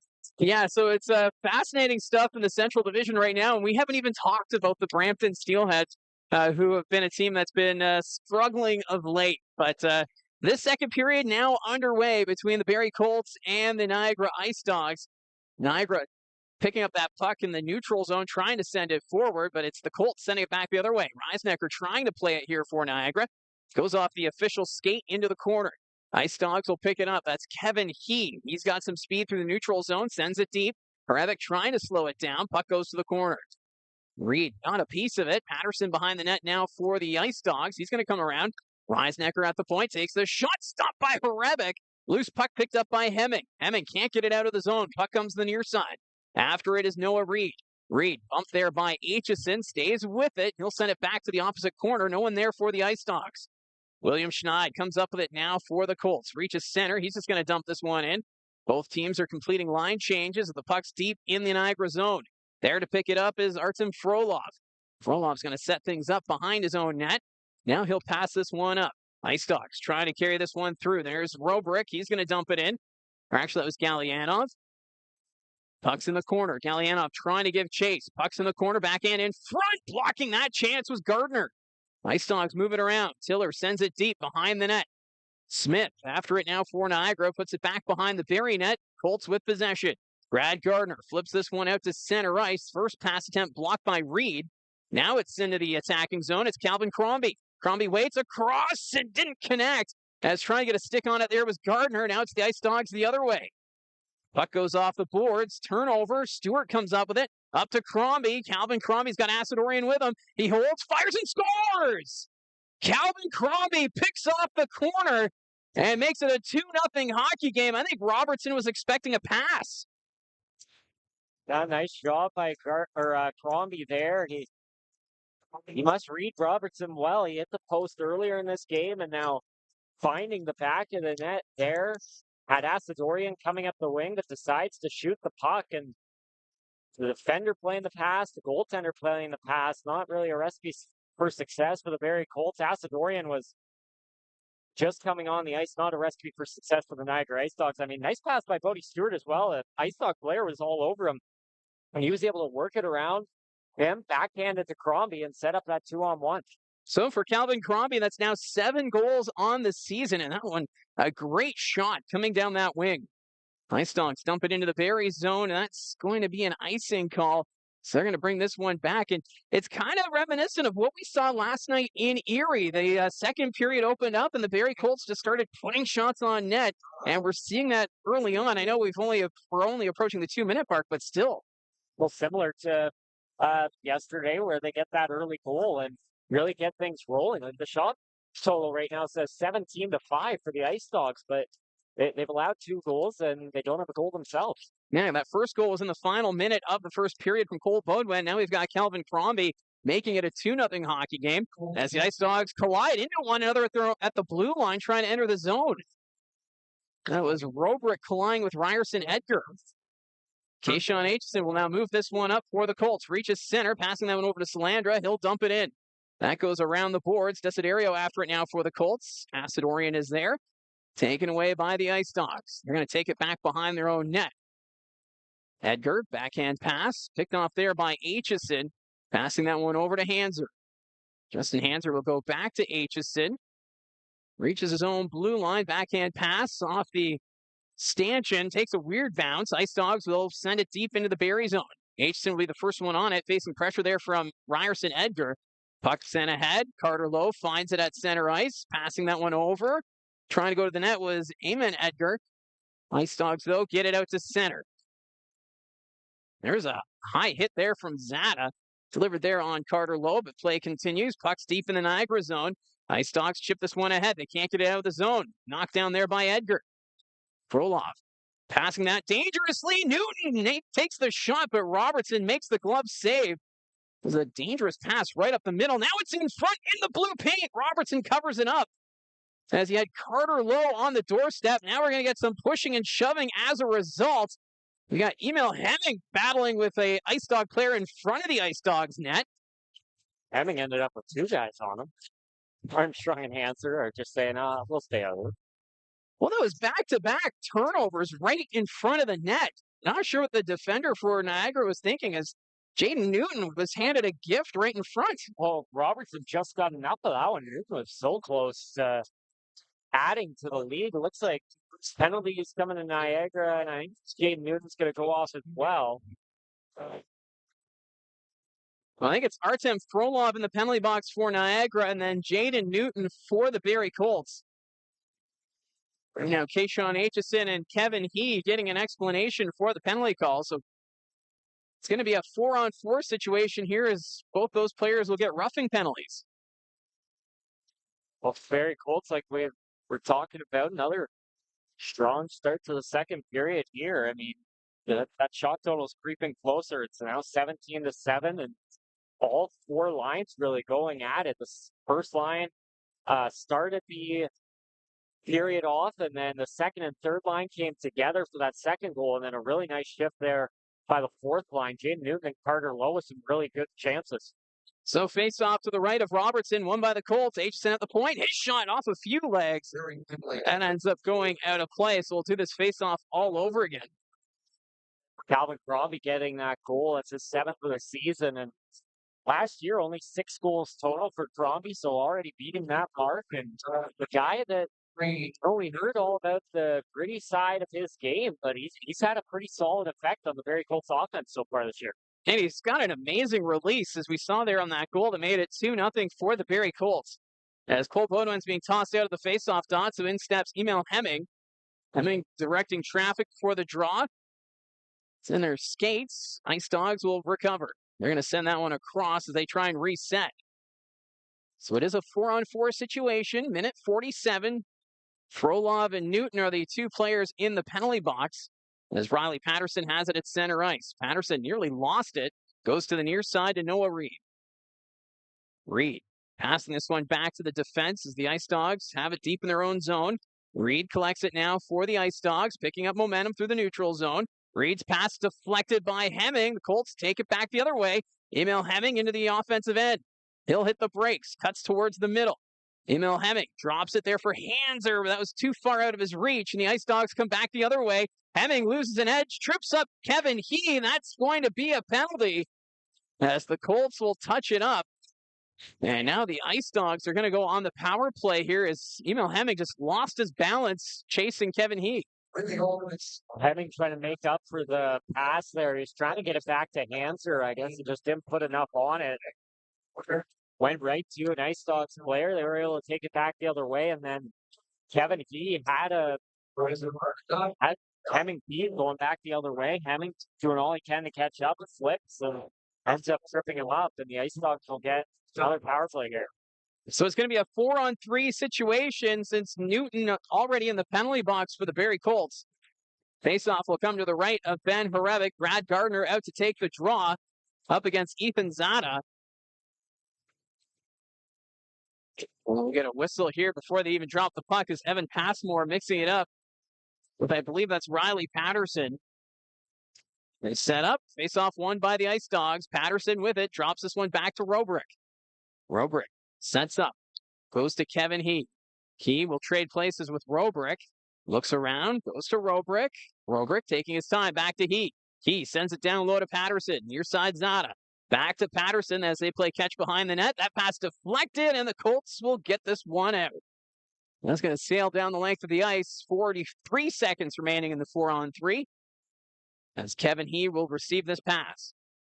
He reaches center ice. Near side now for Patterson. Patterson up the wing. His shot misses that far post. And it's going to sail all the way back into the Niagara zone. The Ice Dogs forced to regroup here once again. Ryan Robrick with possession. He'll take his time. Reaches his blue line. Now drops it back to He. Kevin He through the neutral zone. He'll carry this one in. He takes it around the boards. Loses it in the corner. Puck rolls to the nets. And the Colts will clear it out. Barrie right now keeping things simple as both Newton and Frolov about to come out of the penalty box in 3 seconds. As it's now a 5-on-4 situation for Niagara for another 48 seconds. Ice Dogs move it in. It's Robrick inside the blue line. Robrick sees a lane, takes the shot, blocked by Hanser. Puck comes back to the point. They keep this one in. And then Hanser had his stick broke. And that's going to be a slashing penalty now against the Niagara Ice Dogs. And here's Cole Beaudoin with a wide-open breakaway. Beaudoin waits, trying to tuck it through the 5-hole of Robertson. But he'll hold on. I don't know what happened there, but Cole Beaudoin had no one around him. He was clear from the center line in. Well, with the Niagara Ice Dogs power play, they don't have any defensemen on it. So they're 5 forwards. So I wonder if maybe none of the forwards back to the blue line kind of remembered they had to look behind them, and no one realized Cole Beaudoin was gone back the other way. Even Justin Hanser without a stick was at about the blue line, and no one really realized except for Keyshawn Aitchison. Nice pass ahead. Don't think Cole Beaudoin got all of the shot, but for Ethan Zada going in the box, clear as day. Him and Hanser go for the puck, and Zada slaps Hanser's stick out of his hands and breaks it. So it's going to be 4-on-4 for 26 seconds, and then when Hemming comes out, the Colts will get their second power play of the hockey game as they win the faceoff deep in the Niagara zone. At the blue line, it's Hanser. Justin Hanser will send this one around the boards. Edgar with possession here for the Colts towards the net. Hanser can't get there in time. Puck's in the corner. Justin Hanser has it down low for the Colts, goes to Edgar, ends up behind the Niagara net. They're trying to put it in front, but Robertson gets the blocker on top. And he'll hold on for the faceoff. And an interesting choice, seeing even Edgar out there, just goes to show the confidence that Smoskowitz and the coaching staff have in him. Well, not only Edgar, but Justin Hanser as well. Fresh off being in the defensive zone, doing a solid job defensively. Now getting out there 4-on-4. And he nearly had a wide open lane to the net, but that pass just missed him. So we'll have the power play in about 5 seconds here for the Barrie Colts. But the Niagara IceDogs had a really good first period, but really in the second, they've been having their struggles. They had the power play, they weren't able to get much going, and just some mental lapses right there in their own zone at times. Only one shot on Ben Horevic here in the second period. And one thing that the Ice Dogs are lacking with their skaters is they don't really have that star defender that can produce offensively. Ben Reisnicker has the most points with 8. Grayson Tiller has the most goals with 2, and that leads to 5 forwards out there on the power play, and they just don't really have that stud on the back end right now. So this faceoff will come to the right of Charlie Robertson. 13:49 still to play in this second period. Cole Baudouin out there to take the draw against Riley Patterson. Patterson will win it back. Ice Dogs send it around. Kevin He with possession. Hemming out of the penalty box. So it's now a Barrie Colts power play brought to you by Frontline Hockey Apparel. You can find them at frontlinehockeyapparel.com. Colts have it down low. Aitchison trying to send it back to the point, but that's taken away by Niagara as the Ice Dogs get it out to center ice. Weaving his way towards the net. That's Kevin He. Takes the shot. Stopped by Horebic. Baudouin sets up back behind his own net. Decides to skate it up himself. Cole Baudouin reaching center. Passing that over to Gardner. Gardner trying to send it forward. That's blocked. Puck goes in the air, and that will contact with the net. And we'll get another whistle with 1:03 still to work with on the power play. Well, for the Ice Dogs, we've talked about all the moves they made in the offseason, and it was basically a defensive reset for them. The top 6 defenders in points last year all have moved on, including the top guy and Jack Browdy, who had over 40 points for the Ice Dogs in the back end. He's now in the QMJHL with the Cape Breton Eagles. And I was going to say, he was first traded to the Kingston Frontenacs and then released, and he's now out east. Of course, he's a former Barrie Colt as well. Puck's behind the Niagara net, trying to send it out in front was Baudouin. He's tied up. Ice Dogs will pick it up. They're going to skate this one forward, passing that one ahead. That's back into the Barrie zone. Cole Emerton there to pick it up. It's Gallianoff here on the forecheck for Niagara as the power play now down to 38 seconds. Cole Emerton drops this one back to Hemming. Emil Hemming, he'll skate this one forward, gives it to Baudouin. Baudouin carrying this into the zone, loses it, over to Hemming. Stopped there by Robertson. Puck comes line, kept in by Emerton. Sends this one down low to Aitchison, near side Gardner. Back to Emerton. Emerton to Aitchison, doesn't take the shot. Sends it down low, bouncing off the end boards. Baudouin's trying to get a handle of it. Here's Kayshawn Aitchison to Gardner. Down low, that pass deflected by Tiller. Battle in the corner, Kayshawn Aitchison, he'll collect it. Across, deflected, and that's going to escape the zone. Power play about to come to an end as Ethan Zada is out of the penalty box. So the Barrie Colts now 0 for 2 on the power play.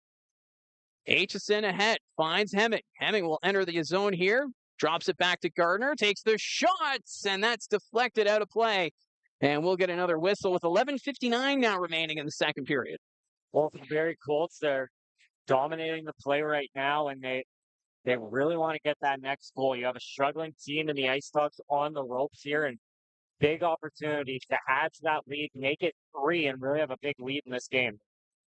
So the faceoff will come to the right of Charlie Robertson. Right now, shots 18-11 for Niagara. As Bodie Stewart gets set to take the draw here for the Barrie Colts. He'll win this one back to the point. Armstrong chips that one ahead.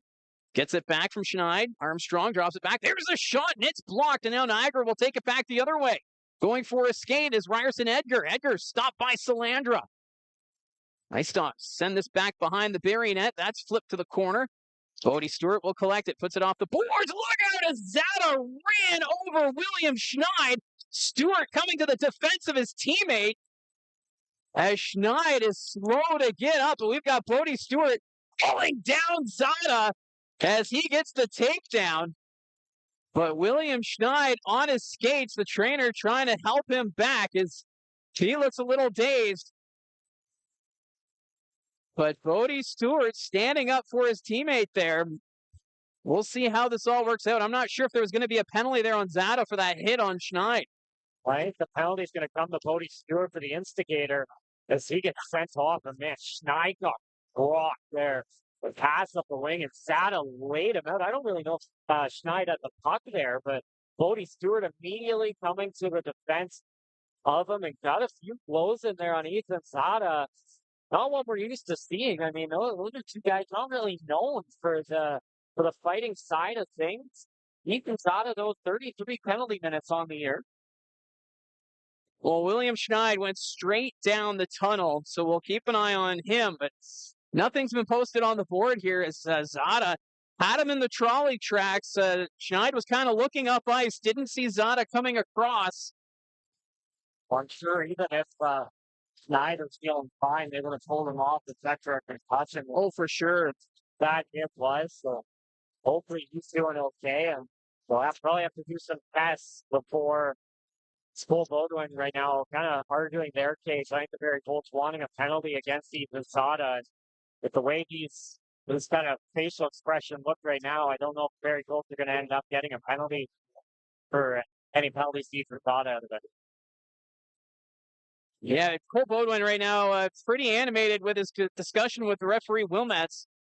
Meanwhile, at the Barrie Colts bench, Dylan Smoskowitz drawing up the next plan. As I'm assuming Bodie Stewart will get an instigator here, but still nothing posted on the board. They've closed the door for the Ice Dogs box. It's just Zada. So no penalty to Ethan Zada for the hit. Right now, Kayshawn Aitchison now having a word with the official. Dylan Smoskowitz having a conversation as well. He was just shaking his head. I don't know if there's an instigator here. Wonder if maybe Stewart's just going off for repair, maybe? Do you figure if Well, usually after a big hit like that, the player that drops the gloves first, they automatically hand out an instigator. But I don't think they are. No, there's 5 bolts out there right now. So I wonder why Stewart had to go off then. Well, Stewart's probably getting some repairs. That's my guess. But it's going to be 5 each for fighting. There's a shot from the Ice Dogs. That goes wide of the net. Carter Lowe will send this one out. Ice Dogs get it at their own blue line. Lowe gets it again. Back to Eliason. Eliason will regroup. Up the wing. That pass picked off. Ice Dogs will send it right back into the Barrie zone. Pass more after it here for the Colts. He'll send this one down the ice. Settling that one down is Reisnecker. Roll off, back to Reisnecker. Well, they just announced the penalties. As Hrebeck will cover it up. They're saying that Stewart did get an instigator, but no power play out of that. I'm a little confused. Zada got 2 minutes for interference. Okay, so those counteract each other. So Zada did get a penalty for the hit. Yeah. I guess they're not doing 4 on 4, they're going 5 on 5. So Bodie Stewart also getting the game misconduct, so that explains why he was sent down the tunnel. But we will keep an eye on for William Schneid. Actually, it looks like Schneid has returned to the bench. So good news there for Barrie Colt fans. After taking a hard hit from Ethan Zada, William Schneid, he's a battler. Face-off won by the Ice Dogs. There's a shot from Tiller, stopped by Hrebeck. Emerton, he'll send this one down the ice. I think it ended up on the Niagara Ice Dogs bench. Everyone was looking around. It was just the trainer there at the end that found the puck. Well, for the Barrie Colts right now, they got the second line out with no Bodie Stewart. They're bringing Alex Asadorian up, and bit of chemistry there as Asadorian was coming up the wing when Calvin Crombie got that goal earlier in the period. You know, those two developing some great chemistry for the Barrie Colts as the faceoff comes to the right of Hrebeck, won by the Ice Dogs. Puck's at the point. There's the shot, blocked by Crombie, and that'll escape the zone. Barnes after it, quickly sends that one back to Spencer. That's deflected into the Barrie Colts zone after it is Aitchison. Aitchison knocks over the Ice Dog player, puck's in the corner, and Brad Gardner comes up with it, up to Asadorian. Asadorian's going to flip this one into the Ice Dog zone. Robertson out of his net to play it. They'll send that one around. Asadorian got a stick on it. Ice Dogs can't get it out. Kept in by Gardner. Down low Crombie. Calvin Crombie weaving in the corner. He's tied up into the boards. Ice Dogs pick it up. Niagara will reach center ice. That pass is deflected. Carrying this one in is Edgar. He's run over by Aitchison. Kayshawn Aitchison's throwing the body here. He's got a stick tied up now with Edgar as the puck goes to the far corner. Hanser drops it back to Aitchison, and then Edgar tried to take a run at Hanser, but missed. This rivalry alive and well. Cole Bodwin now deep in the Niagara zone. He's weaving his way. Has it in the corner. Bodwin behind the net. Takes a bump there from Patterson. Those two continue to battle. Now it's Spencer who comes up with it for the Ice Dogs. And Niagara trying to get it out, but that door was open at the Barrie Colts bench. And that's going to be a whistle. But Kayshawn Aitchison, a big hit on Edgar, and then Edgar trying to return the favor on Hanser, but missed. Well, even Emil Hemming there getting in on the physicality. Aitchison runs him right into the boards and then gives him a couple shots afterwards, and Edgar retaliates a bit, and then Edgar goes after Hanser, and Edgar's the one ending up into the boards there again. But Kayshawn Aitchison, he sees a teammate, William Schneid, get hit like that, and you know he's going to have a big response in the physicality side of things. And William Schneid now on the ice for the Barrie Colts after taking that hard hit from Ethan Zada as the puck goes deep into the Colts zone behind their own net. In front, shot stopped by Hrebic. Rebound, another chance, and that's fired over the net by Patterson.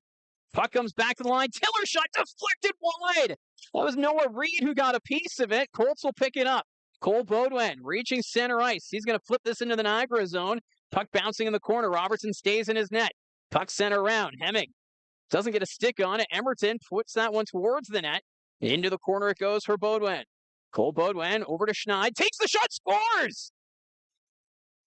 William Schneid puts that one under the bar, takes the hit from Zada, and comes back and scores the goal. I think he's all right. I think he is okay. I think that clears everything up for William Schneid. A big response by the Niagara IceDogs with the top line. A big opportunity for Riley Patterson with a nice shot there on Ben Hrebic, but missed the net, and then Reed with the deflection. Colts go back the other way, and a big goal for William Schneid, and that'll do it for Charlie Robertson. Coming in, Vladislav Yermolenko to make his 15th appearance, 6'3", 2-1 on the year, and 901 save percentage, and a 342 goals against average. He was the goalie in net the other night for the IceDogs' 5-0 loss to the Bulldogs. So Robertson pulled after giving up 3 goals on 12 shots. Schneid now has 6 goals on the season. So what a turn of events here at the Meridian Centre. As really, I think it's been since that disallowed goal in the first period for Niagara, this game has changed. As Desiderio is going to skate this one in the zone for the Colts towards the net. That goes wide. Asadorian gets it in the corner. He'll take a couple of bumps there in the corner. Colts move it back to the point. There's the shot, and Yermolenko will make his first save and holds on for the faceoff. But if you're just joining us, in the first period, the Niagara IceDogs thought they made it a 1-0 hockey game. Ryerson Edgar batted the puck out of the air into the net, but it was disallowed because of offside. But since then, the Colts have scored 3 unanswered, and Niagara's just had so much difficulty getting chances. We saw a couple of big stops there for Hrebic a moment ago, but outside of that, it's been all Barrie. Yeah, that was Niagara's first really push of the period. Outside of that, it's been all Barrie here this period.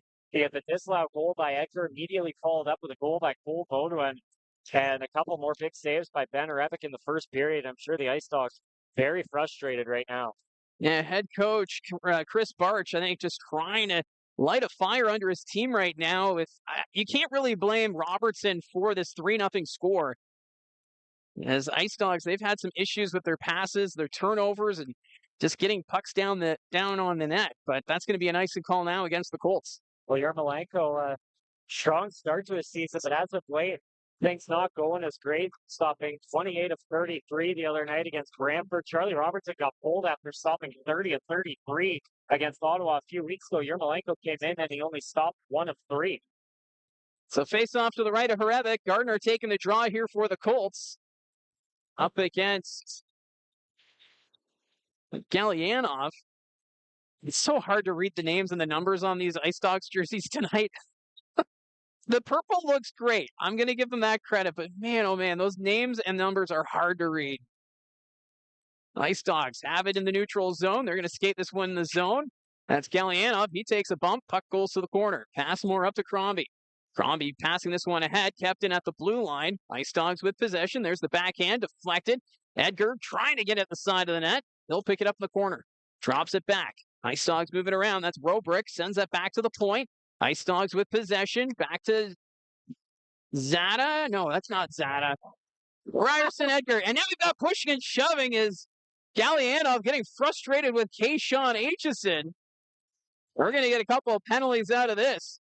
Well, those two familiar with each other. Aitchison laid that huge hit on Gallianov in game 2 of round 1 last year in the playoffs, and that knocked Gallianov out of the series. He came back for game 3 and then wasn't feeling great, so he missed the rest of the series.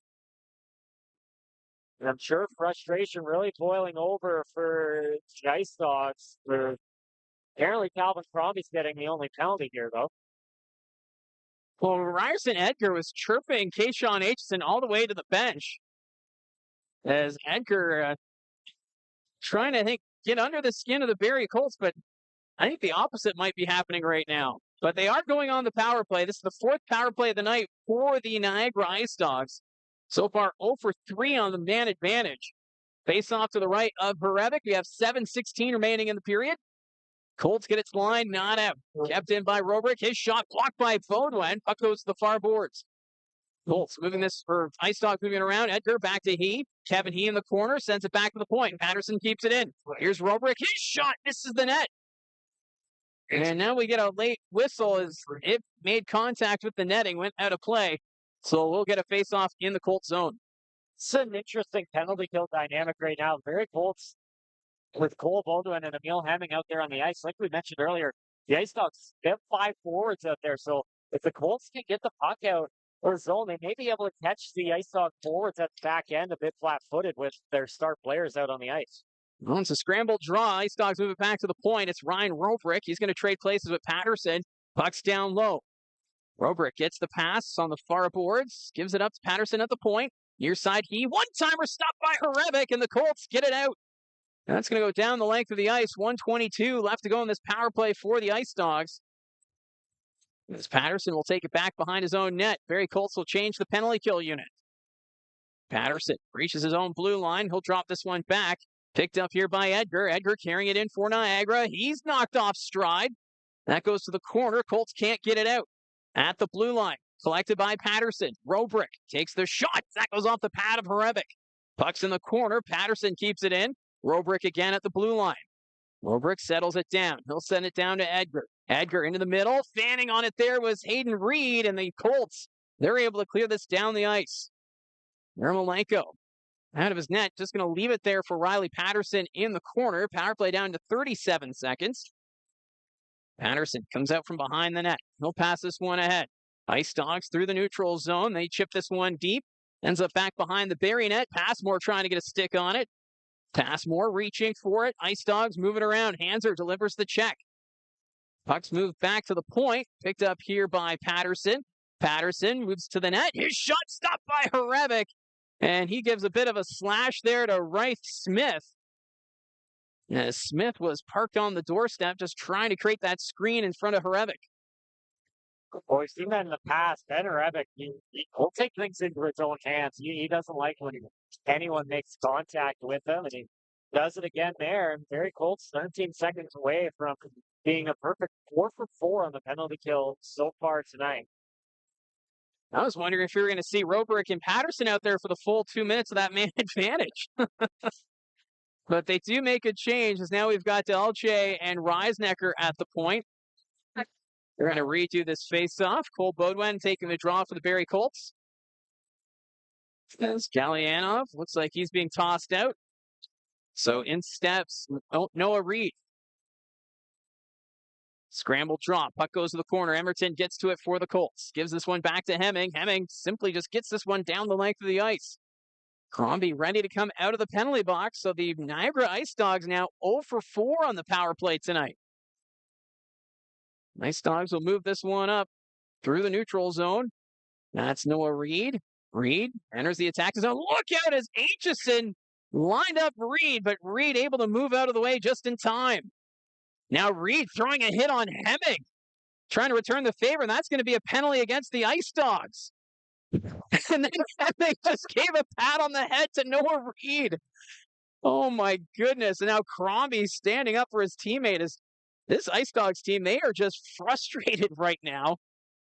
And it should be a Colts power play. Well, that's all that was from Noah Reid was frustration. I mean, he goes after Hemming, and then, I mean, the Ice Dogs, like, you have the puck in the offensive zone, and you have the puck, and you take a dumb penalty like that. Like, you just can't do that. And it simply just frustrations boiling over right there for the Ice Dogs. Reed's going to go to the box. I think the Colts penalty box is open just for the officials to get some water. Yeah, 'cause right now it's the TV timeout here in St. Catharines. So Noah Reid getting the penalty for that run at Hemming and was just holding him along the boards. Just the reaction that Hemming had. He knew there was a penalty coming. So just a nice pat on the head to Noah Reid, to saying thank you very much for the man advantage. We'll take that. Well, Reed not happy. He was fighting with the officials there. Now he's coming over, and then Gallianoff trying to get the officials' attention because the Ice Dogs bench wants a word with the officials. Well, I wonder if the Niagara IceDogs would like to see a penalty on Hemming for unsportsmanlike. But I don't think the officials were going to call that one. But yeah, they're still having a conversation. We don't have anything on the board as of yet. As I think there's just a lot of confusion trying to organize what exactly is going on here. Now they got it up. The Barrie Colts have their top power play unit out. They'll look to go to work here over 2 so far, but the opportunity here to make it 4-0 against an Ice Dog team that's gone flat and just really looks out of this game right now. And this Barrie Colts power play brought to you by Frontline Hockey Apparel. You can find them at frontlinehockeyapparel.com. Right now, Chris Barch getting an explanation from referee Wilmets on the far side before we get this puck dropped. But this Ice Dogs team just, the frustrations there is Noah Reid took that hard hit from Kayshawn Aitchison on the boards and just wanted to take a run at anybody. Saw Emil Hemming and went after him, and that ended up being the penalty. So we'll get action back underway here. Face off to the right of Yermolenko. 4:55 still to play in the second period. Cole Beaudoin taking the draw here for the Colts. He'll send this one back. Gardner to Emerton. He lost his footing. And now the Ice Dogs moving up shorthanded. That's Kevin He on a breakaway. He to the net. Backhand. Kevin He gets the Ice Dogs on the board. And it's now a 3-1 hockey game. Well, that's one way to turn things around for the Ice Dogs. Emerton just stumbles on the blue line and knocking it down, and then Kevin He deflects it ahead, gets it out of the zone as a break back the other way. Not a guy you want to let loose into the offensive zone. And this Ice Dogs team, we've talked about the scoring potential they have. They haven't played to their fullest, but maybe there, Kevin He getting a goal that not only turns things around in this game, but maybe turns things around for him and his season, a guy that usually can play over a point per game. So Kevin He, 11 goals on the season. That's going to be a shorthanded marker here for Niagara. And right now we're just waiting for the timekeeper to give a thumbs up. Well, they also took the penalty off the board on accident. Oh, so they've got to figure out how to get that back on there and how much time was left. So just a minor delay here, but for Kevin He, he's a player that's the heart and soul of this hockey team.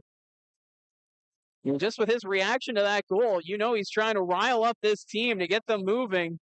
Down by 2 goals now, 1:49 left in the power play for the Barrie Colts. As Cole Beaudoin will take the drop against Riley Patterson. Beaudoin forcing that one forward, but Spencer's there, and the Ice Dogs will clear it. Trevick leaving it there behind his own net. Cole Emerton comes back to play it. Emerton reaches the blue line. He's just going to skate this one ahead. Emerton takes it in for the Colts. Weaving in the offensive end, Emerton puts it behind the net for Gardner. Gardner can't control that pass. Colts take it away. Back at the blue line, it's Aitchison. Winds up, doesn't take the shot, goes to Hemming. Emil Hemming, near point. He'll skate this one down low. Backhand pass to Beaudoin. Trying to go back to Hemming. Quickly to Beaudoin. Across for Aitchison. That was out of his reach. Kayshawn Aitchison trying to get away from the Ice Dog player, but Niagara will simply clear it out. Trevick back behind his own net. Still a minute to work with here on the man advantage for the Barrie Colts as Cole Emerton will skate this one out. Emerton dropping this one back to Cole Beaudoin. Bodwin will pick up momentum, reaches center ice. Bodwin's still with it, weaving his way in, gets by Reisnecker in front. One-timer scores! Kayshawn Aitchison. He'll find the back of the net. That's a power play marker, his 9th power play goal of the season. And the Barrie Colts have made it 4-1. That's a big one there for the Barrie Colts. The Ice Dogs making it a 2-goal game with a shorthanded goal, kind of starting to turn things around. And then Barrie Colts have to go back the other way. Big power play goal there. Aitchison, or Bodwin, sorry, brings it into the zone, works around the defender as Aitchison coming ahead, fires off that one-timer. Barrie Colts getting a power play goal there off the rush. That's now 16 goals on the season for Kayshawn Aitchison. And remember, he's a defenseman. So the Barrie Colts have regained their 3-goal lead here in St. Catharines. That's a power play marker, so they're now 1 for 3 on the man advantage tonight. As Passmore has it on the far side, up to Acidorian. Knocks that one ahead. Salandra has that one knocked off his stick. Acidorian all by himself down low for the Colts. He'll come back to the point. Here's Passmore. Keeps that one in. Takes the shot. That goes over the net. Desiderio, he's tied up. Salandra trying to get a stick on it. Puck comes back to the blue line. Kept in by Passmore. Acidorian keeps that one down low. Picked up here by Salandra. Joe Salandra coming back to the point. Hits the brakes. Goes back to Passmore. He has to reach for it. Reisnecker won't be able to pick that one up. Now the Ice Dogs will move it up. Here's Robrick up ahead to Edgar on the wing. Edgar sends it towards the nets, and that's guided to the corner. Zada was trying to get to that loose puck. It's at the line. Gardner gets it out. Ice Dogs with it in their own zone. Long pass. That bouncing there at the blue line. Picked up by Edgar. Drops it back. Robrick up the middle. Puts it over the net. Puck's bouncing. Side of the goal. Collected by Eliasson. Colts recover. Calvin Crombie skates this one up. He'll send this one down the length of the ice. Colts trying to beat the icing, but Gardner can't get there in time. And this is going to come back with 2:20 left to go in the second period. Well, I don't know about you. I thought Cole Emerton, bit of a tough game last night, couple giveaways, and pretty interesting to see how he responded tonight. You know, you have that play there at the blue line where not really anything you can do about it. He just stumbled. But outside of that, fantastic performance by Emerton tonight. Got another assist on that power play goal. He's got 3 assists tonight from Barrie Colts. Yeah, Cole Emerton quietly having a good game here tonight. As they're going to redo this face-off to the left of Perevic. Looks like Gardner will be tossed out of the face-off dot. Maybe not. So he'll reset up against Riley Patterson. Face-off won by the Ice Dogs. He sends to the point. One-timer. Didn't get all of that. And now the Colts moving up. Bromby had that one poked off his stick. Passmore will come back with it. Back to Eliasson. Eliasson up the wing. Gardner got a stick on it. Schneid trying to send it in the zone. Ice Dogs pick it up. Frolof's pass is deflected. Schneid sends that one forward. Gets it again. Schneid towards the nets. That's taken away. Ice Dogs get it out to center ice. Schneid to Gardner, but that's going to be an offside call. And we'll get the face-off outside the Niagara blue line. Talking about Emerton, I mean, he's so huge for this Barrie Colts team. That was one of the question marks coming into the year. Who's going to be that 4th guy in the top 4 of Eliasson, Passmore, and Aitchison? And he solved all their problems there. He's played fantastic so far this season. And one less thing the Barrie Colts are going to need entering the trade deadline in a few months. Yeah, that trade deadline, the first week of January, if I'm not mistaken. I believe it's January 10th, so mark that on your calendars. Puck goes deep. Bodwin delivers that check. Kevin He will get in the corner, continues it along, but no one there for Niagara. Ice Dogs, though, get it out. Emil Hemming, he'll backtrack from his own blue line.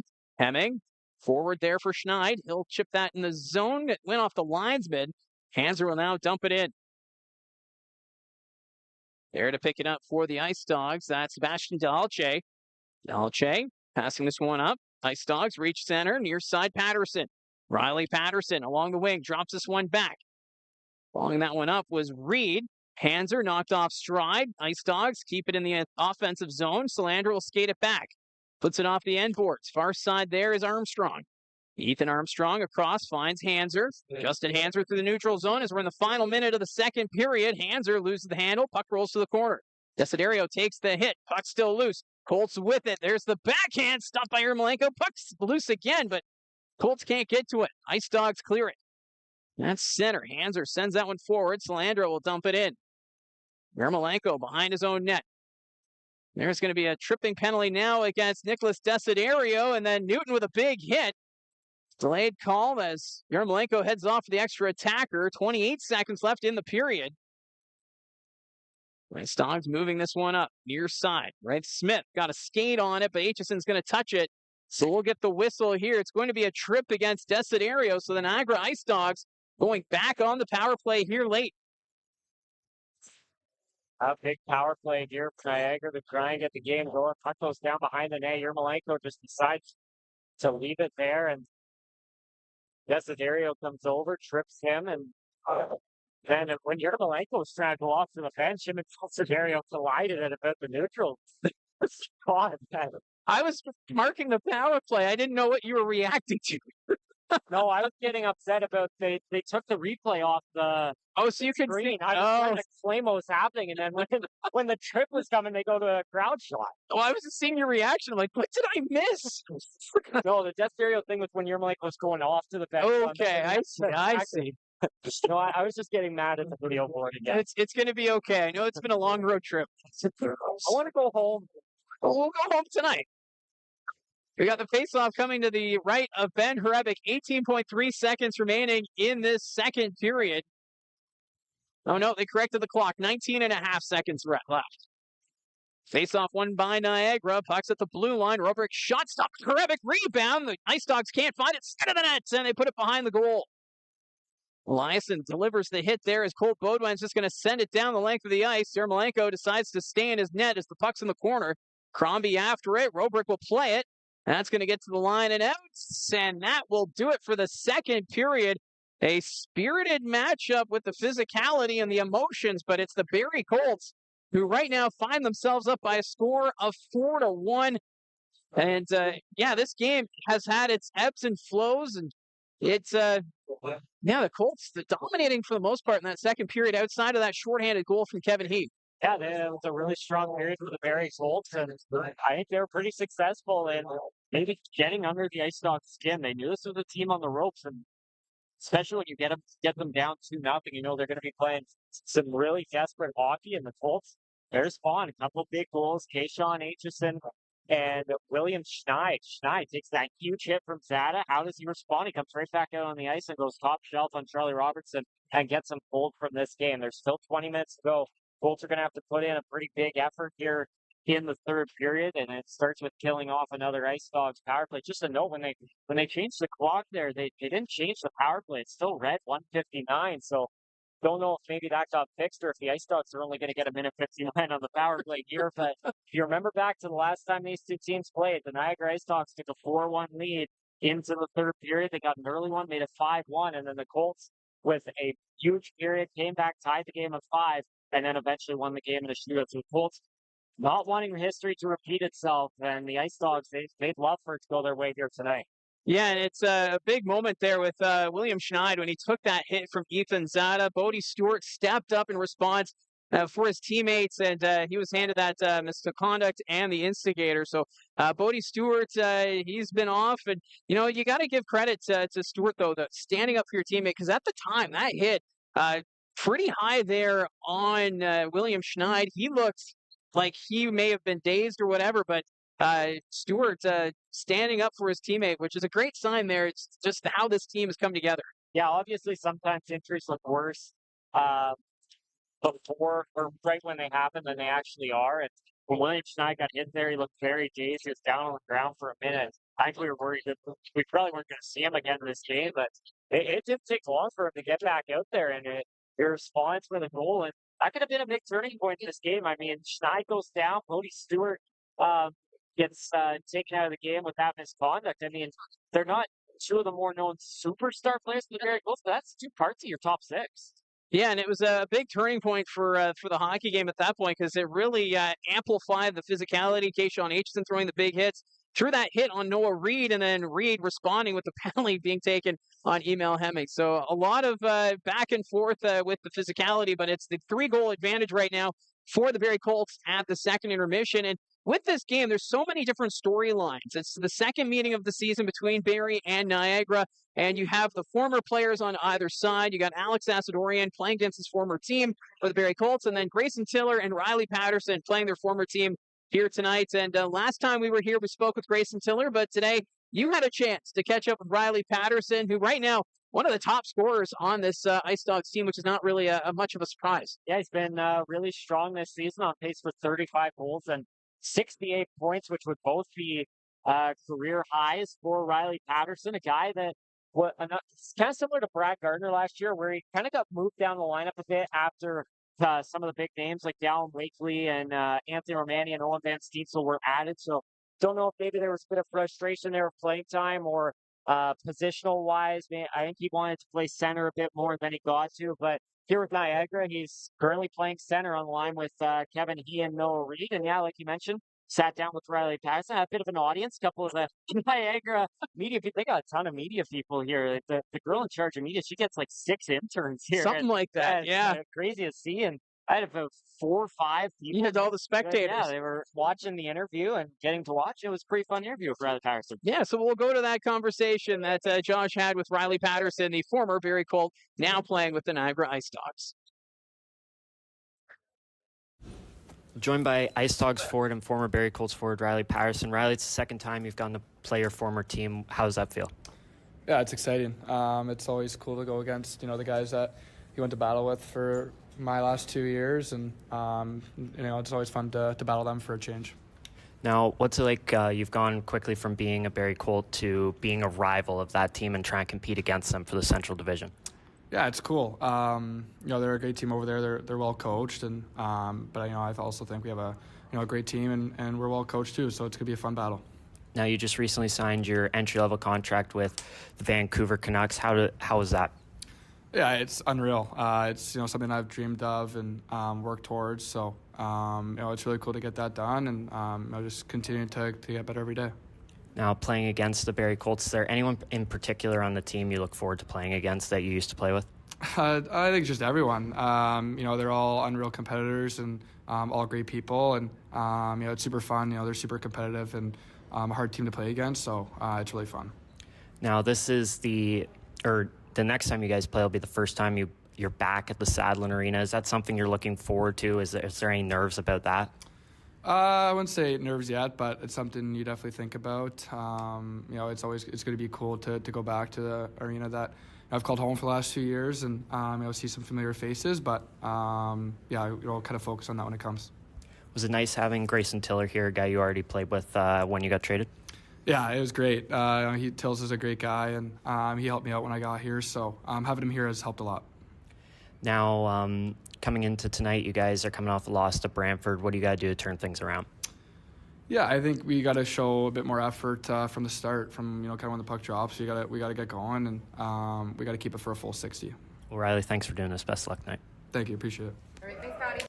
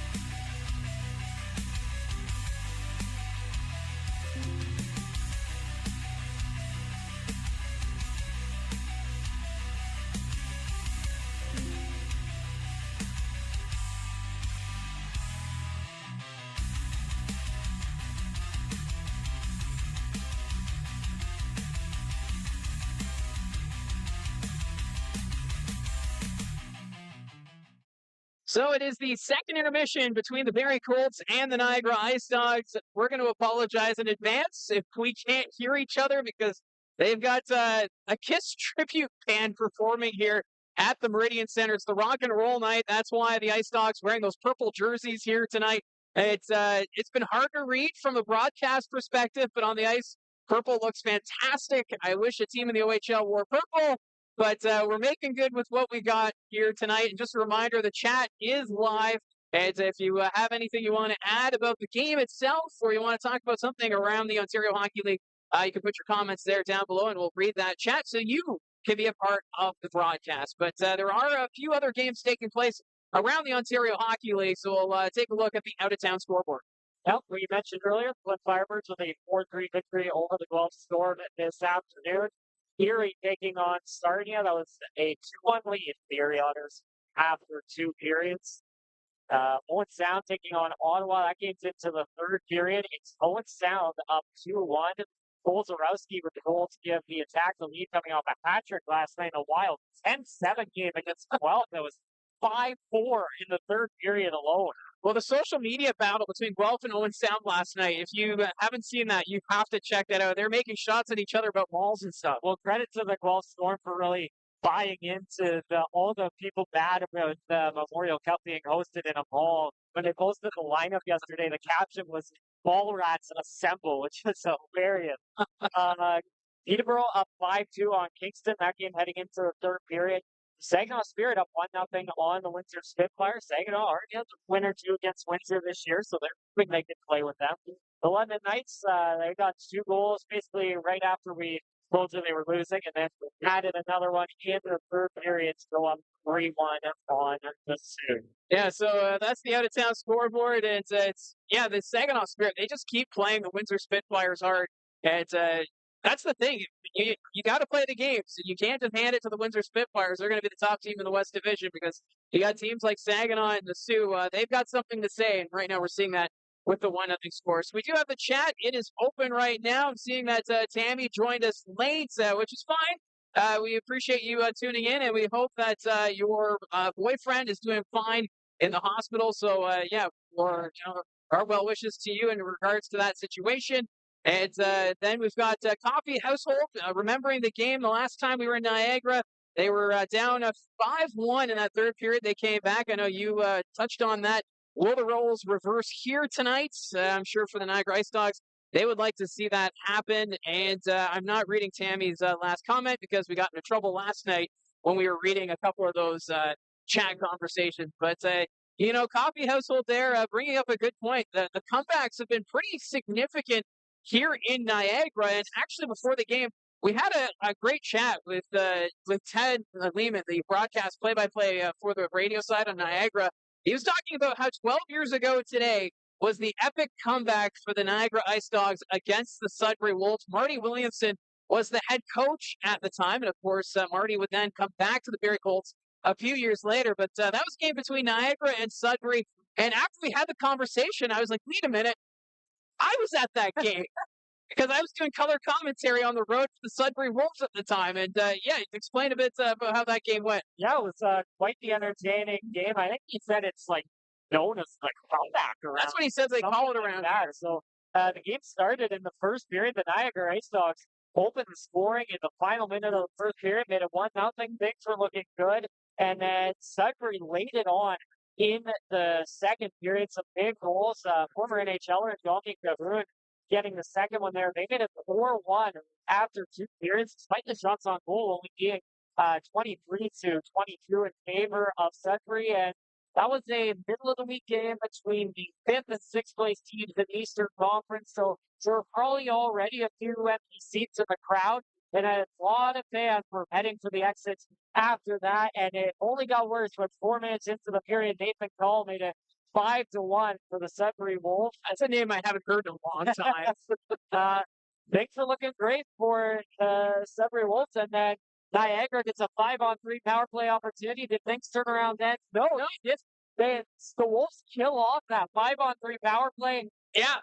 Things looking perfect for Sudbury. And then it was Stephen Shipley getting his 10th of the year with 5.5 minutes to go, made it 5-2 here.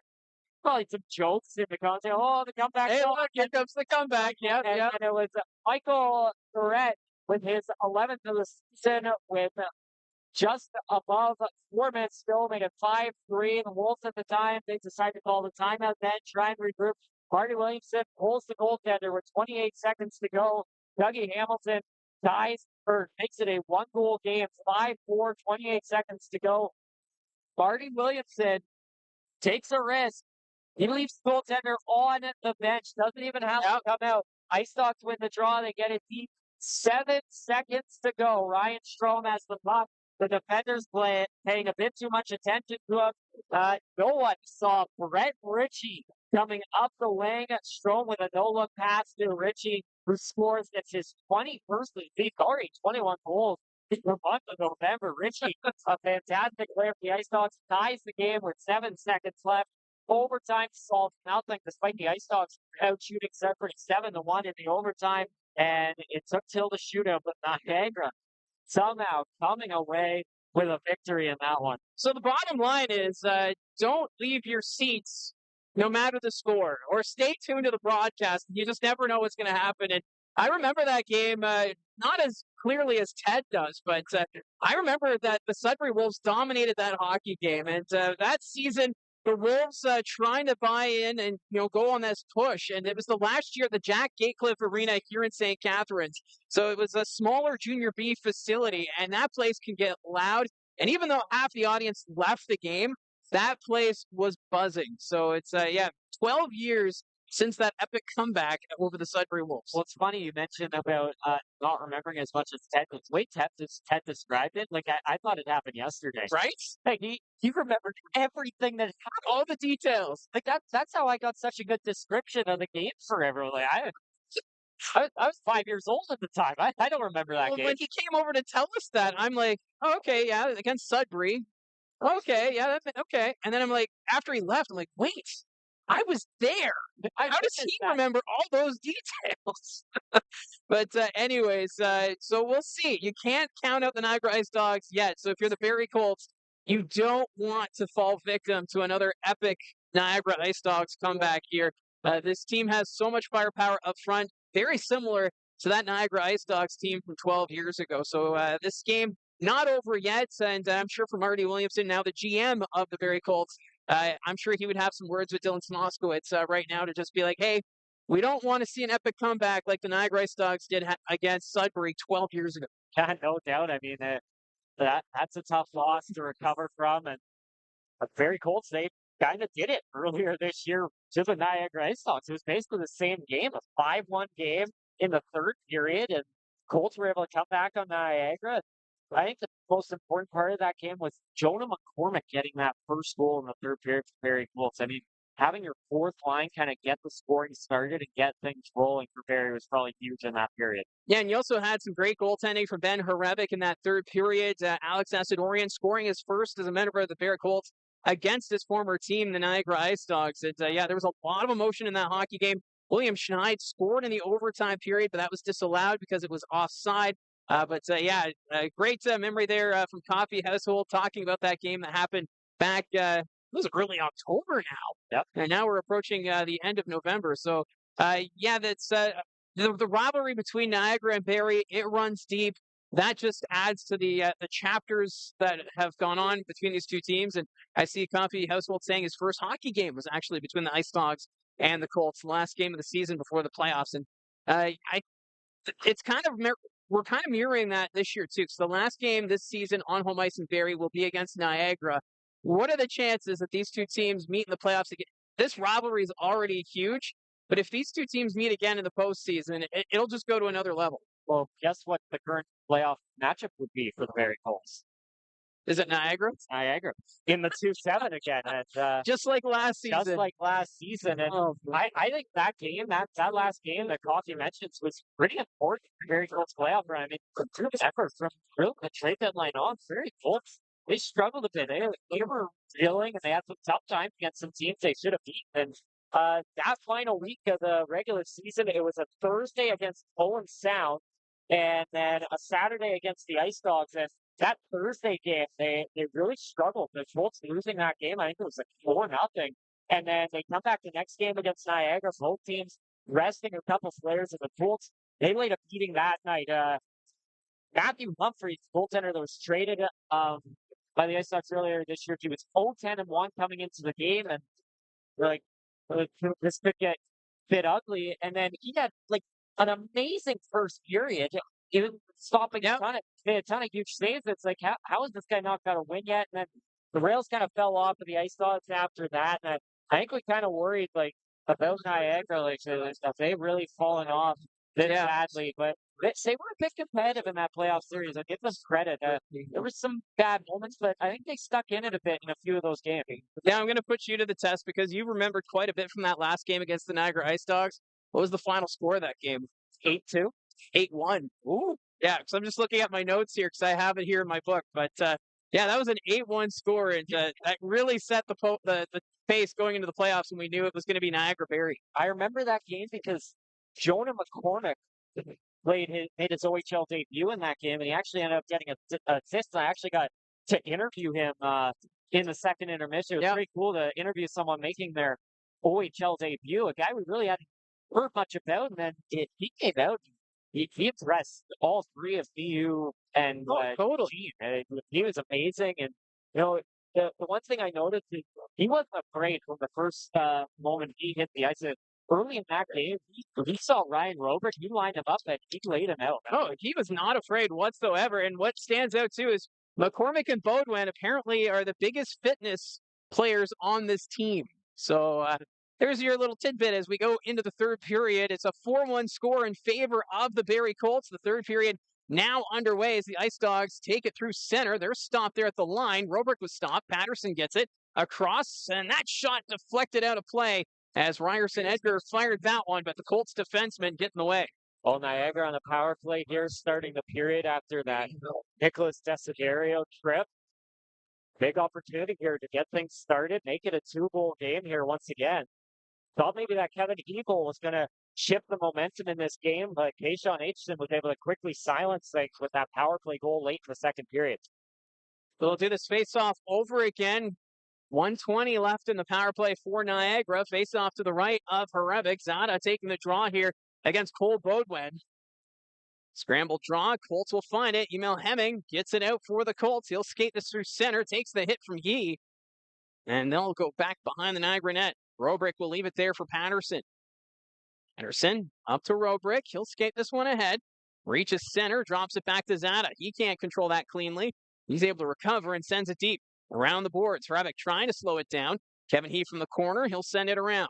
Near side, Robrick takes a shot, it deflects off the Ryerson and into the net, and that's going to be a power play goal for the Niagara IceDogs. Well, the IceDogs coming into this game, 12.5% on the power play. It's been a struggle for them, and like we've mentioned a couple times, a team with a ton of scoring potential that really hasn't been able to find it so far this year. But Ryan Robrick, a guy that maybe getting to a point where he understands. I mean, his draft stock was pretty high coming into the season, but it's maybe fallen down a little bit. But he's still got plenty of time to get things going. And Riley Patterson right now on the bench, yelling down the bench, hyping the rest of the team up, saying, okay, let's go. Let's get back in this game. So that's going to be a power play goal for Robrick in his 12th of the season. So Niagara 1 for 5 on the power play tonight. So they're back within 2 as the puck's in the Barrie zone.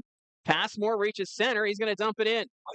Back behind the net was Yermolenko. He lets that one go by. Gardner trying to kick it to the corner, but it's taken away by Smith. And then Crombie with a hit on Rich Smith. Aitchison trying to get it out. It's kept in. Smith slow to get back to the IceDogs bench. And now we'll get a whistle as that puck goes out of play. As Smith, he is in a lot of discomfort. And he's going right down the tunnel after taking that hit from Calvin Crombie. Looks like he's struggling there as he heads down. Telling him struggling to even get off the ice, really. Well, he was skating towards the door, then went into the boards. So I'm sure they're going to want to take a look at that. But no penalty on the play. So face-off back in the Barrie zone to the left of Harevic, won by the IceDogs. They're going to send this one around. Grayson Tiller after it. He takes a bump. In the corner, it comes back to the point. Cooksey takes the shot, and Harevic able to make the glove save. And now we've got Passmore going nose to nose with one of the IceDog players. I think that's Galliano. Nice goal by Ryan Robrick. We've talked a bit about the top guys kind of struggling for a bit for Niagara. And it's not that they're playing bad. It's just that they're not as good as they can be. I mean, Ryan Robrick, he's having a down year, but he's still a point per game and leading the IceDogs in goals. So there's still a ton of potential in this IceDogs team. Now, you can't count out the Niagara IceDogs. They've got so much talent up front. And right now, it's the Barrie Colts up 4-2. IceDogs keep this one in. It's going to roll towards the Colts net. Picked up there by Gardner. Drops it back for Aitchison. Taken away by Niagara. Zada down low, and that's deflected wide. Puck comes back to the point. Kept in by Tiller. Ends up back behind the Colts net. Edgar trying to play it. Zada bumped there by Aitchison. Aitchison reaching for it. Puck's behind the Colts net. Gardner sends it around. Tiller has it at the blue line. We'll send that down low. Gardner trying to get a stick on it. IceDogs picking up. They come from behind the net at the blue line. Delche takes the shot. That's blocked by Emerton.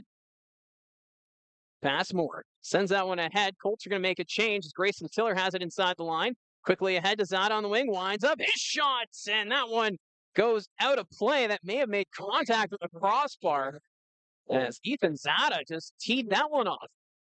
So after that early goal from Robrick, you can see the momentum shift in this game. The Colts haven't had much going here to start the third period. It's third period of third game in 4 nights for Barrie, and they got to get back skating and get things going again here quickly because the Ice Dogs highly motivated right now to get back in this game. All shots heavily favoring Niagara right now, 31-15. They win the draw. They send it back across as Barnes keeps it down low behind the Barrie net.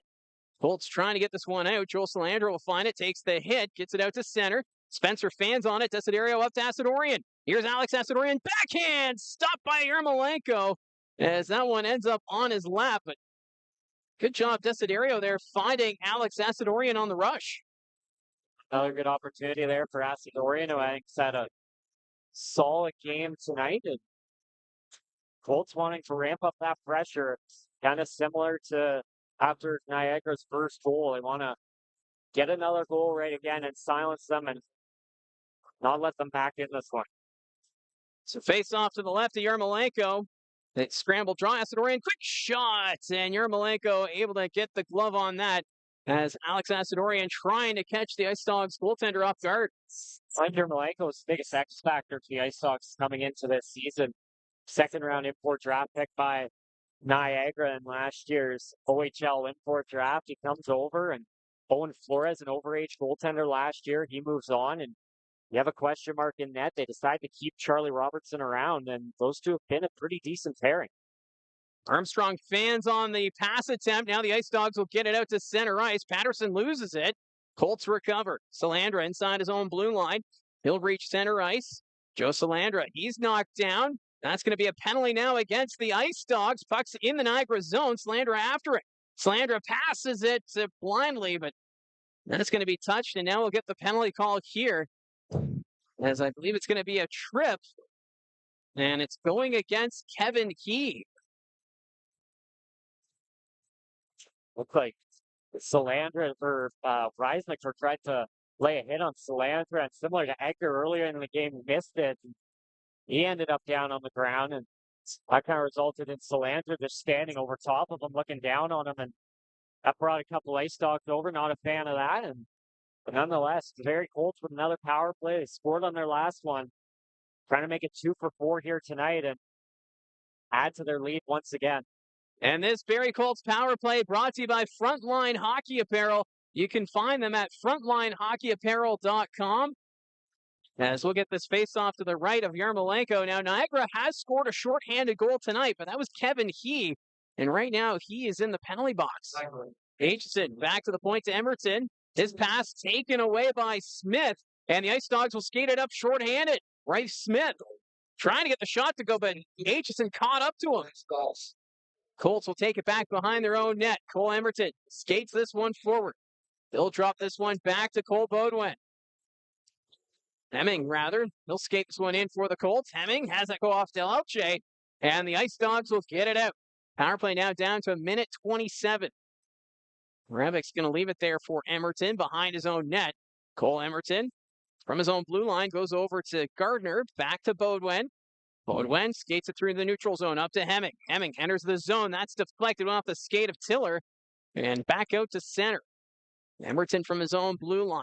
He's going to backtrack into his own zone, passes it up to Hemming.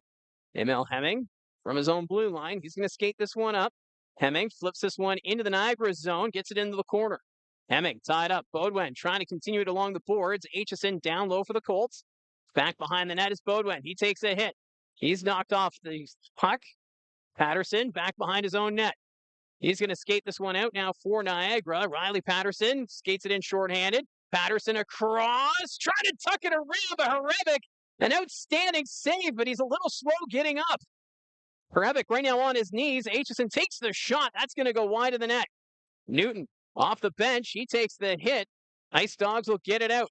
Horevic now on his skates. So that's a good sign for Colts fans as he'll leave it there for Armstrong. Still looks a bit ginger, though.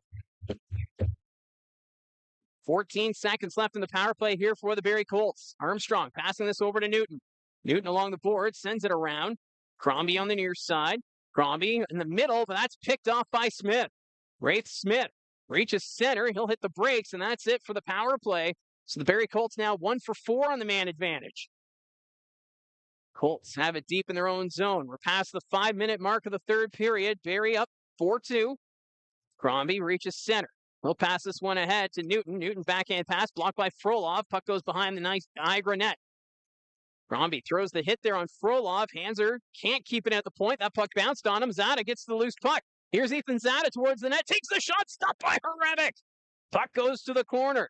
Zada trying to keep it away from Acidorian. He's reaching for it. And then there's a big collision. Passmore and Zada. Back to the point. Tiller's shot blocked by Newton. Along the boards, Newton throws the hit. Hands are trying to collect it. That's knocked to the corner. Passmore gets to it first. Bumped there by Zada. Ethan Zada having a shift here for Niagara. Puck picked up by Hanser. Justin Hanser. He'll skate this one forward for the Colts. Reaches center ice. Hanser right on goal. Yermolenko will play it. Barrie making a line change, but the Ice Dogs, they're going to take it behind their own net. Frolov moving this one out for Niagara. Takes his time. Now passes it up the middle. That goes off a skate. Eliasson trying to reach for it. That shot stopped by Horevic. Puck goes to the corner. Robrick can't get it out front. Taken away by Beaudoin. Cole Beaudoin picks up momentum. Beaudoin reaches center. Gets by Patterson. Trying to go to Hemming. That pass taken away. Ice Dogs come back the other way. Here's Riley Patterson on the wing. Drops it back. That shot deflected. And that's going to go out of play. As the Ice Dogs continue to build momentum here in the third period. Shots now 34-18. Well, just under 14 minutes to go in this one. And sure, for the Niagara IceDogs, they had last night off. The Barrie Colts coming in off 2 games in their last 3 days. That we're going to see a lot of the top 2 lines, Robrick, Sada, and Edgar, and then P, Patterson, and Reed. Doubt they'll be off the ice for much of this remaining of this game. Well, this Ice Dogs team just continues to come in waves, and we're seeing players like Zada mixing it up on the forecheck. Similar to something we saw last night. Erie Otters have been off for a couple of nights, so Edwards, Deck, they were out there most of that third period. Well, I was wondering, did Dylan Edwards ever come off the ice last night in that third period for Erie? He was all over the place. He almost won the game for the Otters. He was wide open. And if it wasn't for Ethan Armstrong sliding into the net there, that puck would have went in, and Erie would have taken the lead late in the third period. Yeah, that pad stack from Ethan Armstrong, the vintage goalie move. Right now, we are about to get this play back underway. 13:20 left to go in the third period. The Barrie Colts up by 2. As the most recent goal scorer for the Niagara IceDogs was Ryan Robrick. That was a power play marker. It was a deflected shot that ended up rolling across the line. As we get things ready to go here, faceoff will come to the right of Ben Horevic. Ice Dogs getting some last-second instructions here as they have a huddle inside the blue line. Now they'll line up for the draw. Zada will take the draw here for Niagara up against Calvin Crombie. Crombie wins this one back to the corner. Emerton, his pass is deflected, won't go too far. Now it's knocked out to center. Gardner trying to get a stick on it. Following it up is Crombie. Calvin Crombie enters the attacking zone. He already has 1 goal tonight. Sends that one around. Puck comes to the near side. There's Bodie Stewart. Back after serving his major penalty. Puck's back behind the net. Barnes comes up with it for Niagara. Ice Dogs moving this one ahead. Robrick loses the handle of it. Puck goes to the far side. Barnes gets this one out to center ice. And that's going to go onto the Colts bench. And out of play, and we'll get this faceoff brought outside the Niagara blue line. The one trade we really haven't talked about was the trade the Ice Dogs made a couple of weeks ago with the London Knights, sending Brady Wasson away for Noah Reed. And Wasson was a guy who kind of wondered in the offseason if he'd be on the move, requested a trade, committed to Boston University, and ended up sending him out eventually. But all he got in return was Noah Reed, a St. Catharines native. And he's got a big opportunity here in the top 6 with the Ice Dogs to really prove himself. We're getting some pushing and shoving before they drop the puck, as Carter Lowe is lined up on the far side with Smith. It's good to see Ray Smith back on the ice for Niagara, as he took a hit earlier this period from Calvin Crombie. Frolov passing that one ahead. That goes off a skate. Colts picking up at center. Jaden Newton. Newton will send that one wide to the net. Off the end boards. Colts after it. Newton has it in his skates. Eamon Edgar there trying to knock it free. There's a shot from a tight angle, and then the Colts player there, Newton, was dumped. Puck to the net, and that one, an awkward glove save by Yermolenko. And now we've got Eamon Edgar mixing it up. He's surrounded by purple sweaters. And we got Lowe and Smith meeting again, and Smith giving some jabs to Carter Lowe. No penalties have been indicated at this point. The official just trying to get these two separated.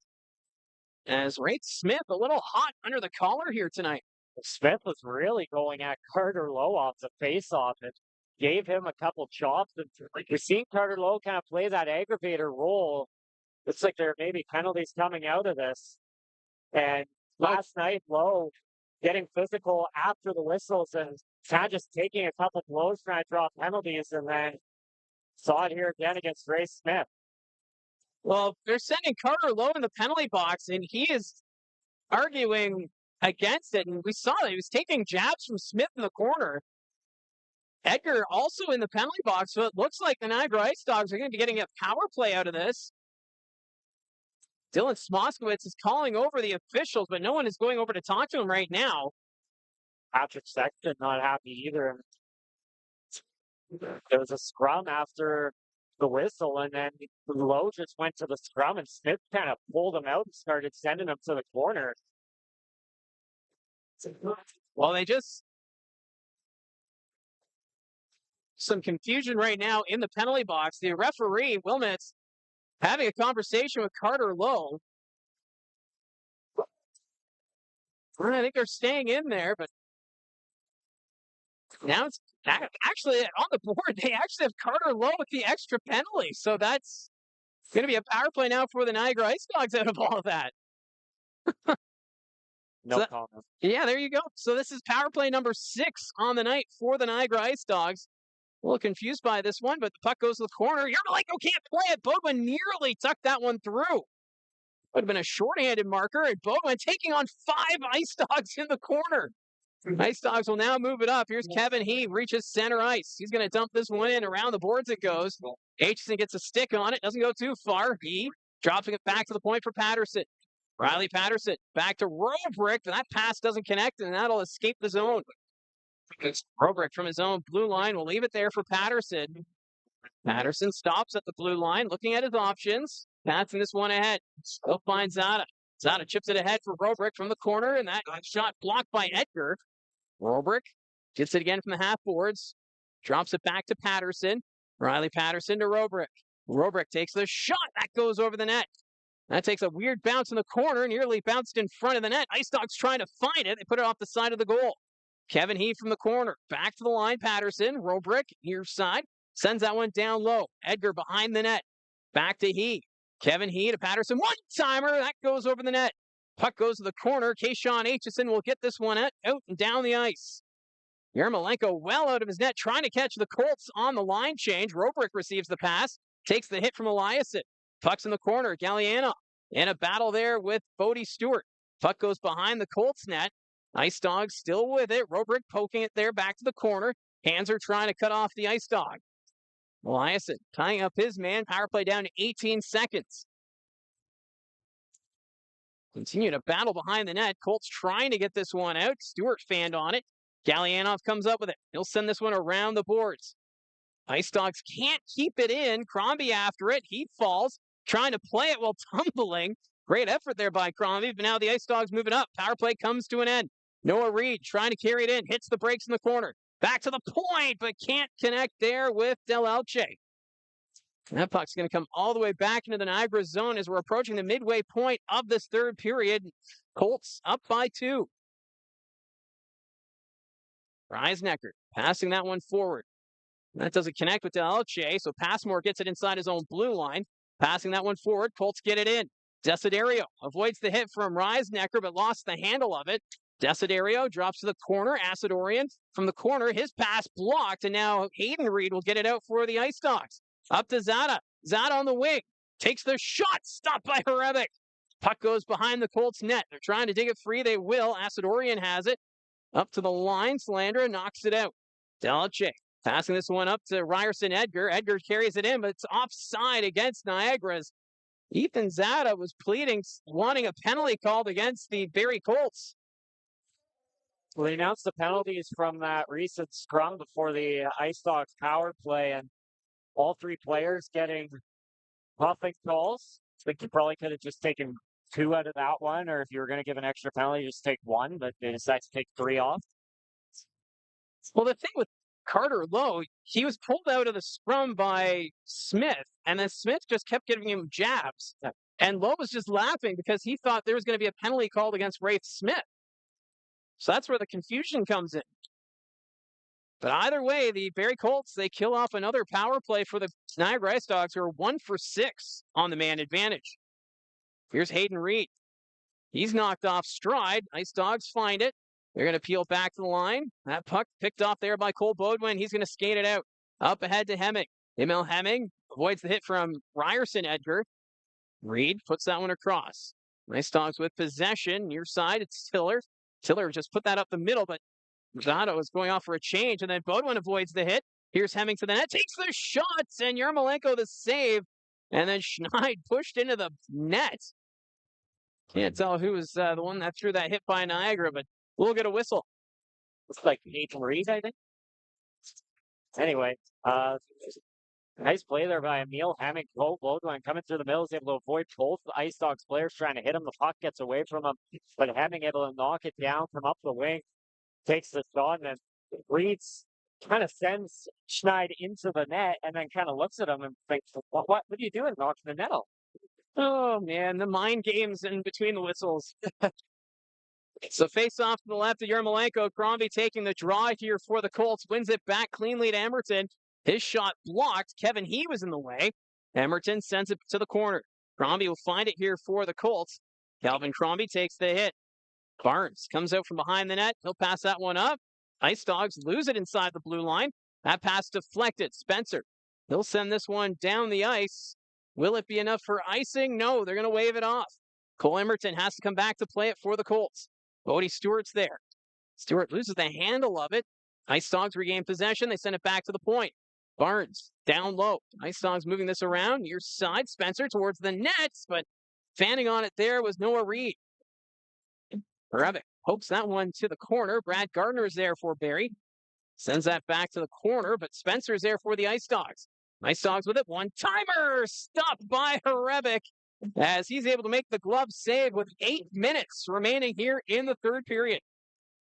Well, Rebic's had to be strong tonight, 32 or 34 so far. I don't know if the shots really tell the whole story of the game, though, because I thought the Barrie Colts were the much better team in the second period, but according to the OHL website, the shots on goal for that period were 12-11 for the Ice Dogs. Really? Yeah. Okay. His shots right now 35-20 in favor of Niagara.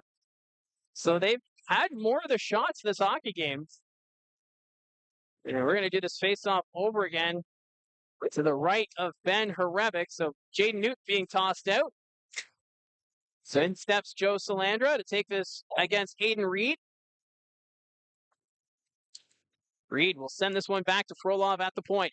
Ice Dogs moving it around. There's the shots, and Horebic, despite having Hayden Reed parked in front, he's able to make the save. Well, the NHL commentators, they get a bit more stats to work with, and one of those is high danger chances. I'd assume that of those 12 Niagara shots to 11 Barrie shots, there a lot more of the Barrie shots were high danger compared to those Niagara opportunities. They really weren't creating that much offense in the second period, despite what that shot total was. In a roundabout way, you're saying you'd like to get more advanced stats. Yes. Well, we got blocked shots earlier this week. We did. That's true. Colts get this one down in the ice from the Ice Dogs blue line. They're going to send it ahead, but it's going to be offside against the Ice Dogs. And they're going to bring this faceoff outside the Colts blue line, despite the Colts wanting that faceoff sent all the way back into the Niagara zone. OHL Twitter would be a wild place if we ever got a deserving to win up there. That would be intense. The power rankings that the OHL post already get a lot of the heated comments as is. If you get the deserve to win meter, you're just asking for trouble. So face-off coming outside the Niagara IceDogs blue line. Hemming in a battle there with Gallianov. Right now the officials giving a warning to those two. So Hemming with a bit of an edge here in his game here tonight. And then Hemming takes down Gallianov. That's going to be a penalty. Hemming doesn't agree with it, but Gallianov went down like a sack of bricks. Motion's getting the best of Emil Hemming there. Depending on if this was stick or skate, I'm sure that there's a bunch of Ice Dogs players coming over. I'm sure they're pushing for a 5-minute call here on a potential slew foot. Normally when there's discussions, the officials, there's usually like the captains or a leader from each player comes over. But tonight we've usually seen a lot more than just two players by the penalty boxes after penalties. Yeah, well, it was like all four of the purple sweaters there. They're all pointing at the screen at center ice, and they're actually calling it for interference, not a trip.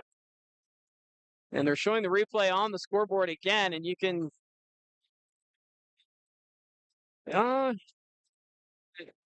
I think that's more of a trip than an interference, but you can go either way on that one. But again, that's now 7 power plays tonight for the Niagara IceDogs. Head coach Barch having a word with the official as he thinks this probably should have been a slew foot against Emil Hemming. He's had 5 up in his discussion a couple times.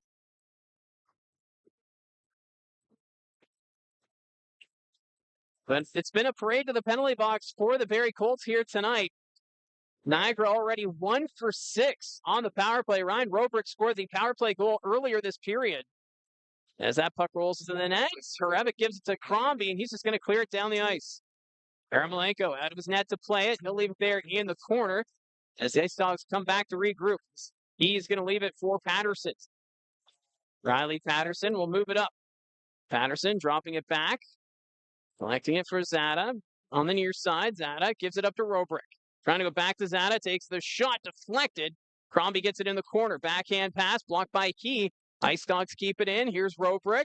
Robrick waits. Fires. That bounces off a few legs. Side of the net. Hrebeck puts it behind the goal. Picked up by Crombie. He's going to get to the line. Not out. Kept in by Patterson. Robrick waits. Fires. That's blocked by Passmore. And the Colts are able to get this one down the ice. 1:12 remaining in the power play here for Niagara. Robrick receives the long pass. He'll skate this one in for Niagara. He's in a battle with Emerton. Puck goes to the far side. Low. Fans on the first clearing attempt. Kevin He knocked down by Eliasson. Battle ensues in the corner. Comes back to the blue line. Patterson sets up Robrick. Robrick waits. Down low. It's Kevin He. Back behind the net. Zada. Ice Dogs trying to move it around. Puck goes in the air. Robrick will send it right back to the corner. Playing catch there with that puck going up in the air. Now it's Brad Gardner getting it out to center ice. Patterson looking at the clock. There's 35 seconds left in the power play. Now it's Kevin He carrying it in. He's forced to peel back as he had Eliasson in the way. Patterson at the point. Back to He. Kevin He on the far side. That pass is deflected. Gardner will find it and shovel that one down the length of the ice. 19 seconds left in the penalty to Emil Hemming as Yarmolenko leaving it there for the defense. That's Delche. He's going to skate it up for Niagara. Up to Smith. Wraith Smith goes to Noah Reed. Sends that into the Barrie zone. Hanser. He's tied up. Puck rolls towards the nets. And the Ice Dogs trying to find it. Hemming about to come out of the penalty box. But now we're going to get a whistle for a glove-to-head pass. And that whistle comes as the power play expires. So Niagara now 1 for 7 on the power play tonight. Another nice kill by the penalty Colts. The biggest opportunity, there was a couple deflections towards the net, but didn't end up on net. Evan Passmore with a block shot there. He skated, went down the tunnel and was kind of testing out his walking on his foot and didn't like what he felt. So if he headed right down and the head athletic therapist followed behind him. So we'll have to see if he's able to return here for the final 5 minutes. That'd be a big loss for a Barrie Colts team. They got a 2-goal lead right now, trying to finish this off, and they'll be without one of, if not their best defensive defenseman. Yeah, so we'll keep an eye on the Barrie Colts bench, but it's a bit of a nail-biting time now. If you're a Barrie Colts fan, you're up by 2. We've seen Niagara and what they're capable of with this offensive talent, and you know this is a desperate hockey team. They want to end their 6-game losing streak here tonight on home ice.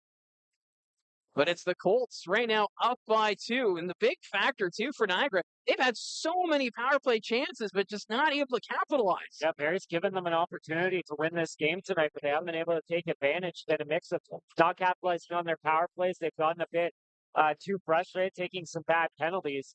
And now they find themselves in a situation down by 2. So face-off won by the Colts. Aitchison sends it ahead. Crombie tips that one into the Niagara zone. Back after it is Frolov. Frolov behind his own net. Crombie putting on some pressure here. Colts keep it at the point. There's the shot from Hanser. It's blocked by Gallianov. IceDogs send it ahead. Smith chasing after it, trying to beat the icing, and that's going to be called. As Wraith Smith, he was close. But now they have to come back into the Niagara zone.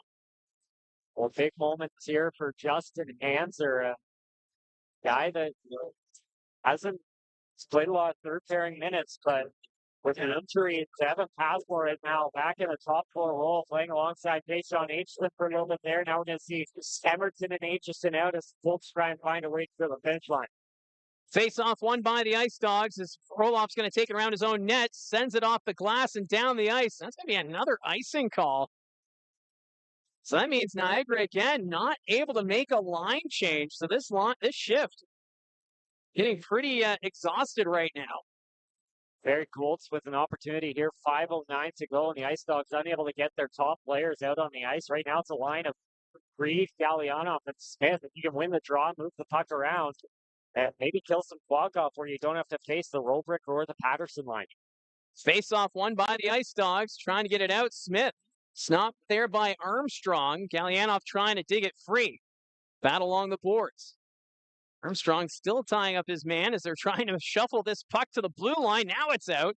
Schneid can't hold it. IceDogs moving ahead. Gallianov skates this one in. Frolov joins him, takes the puck, sends it in front. Harevich makes the save. Baudouin will move it along to Kayshawn Aitchison.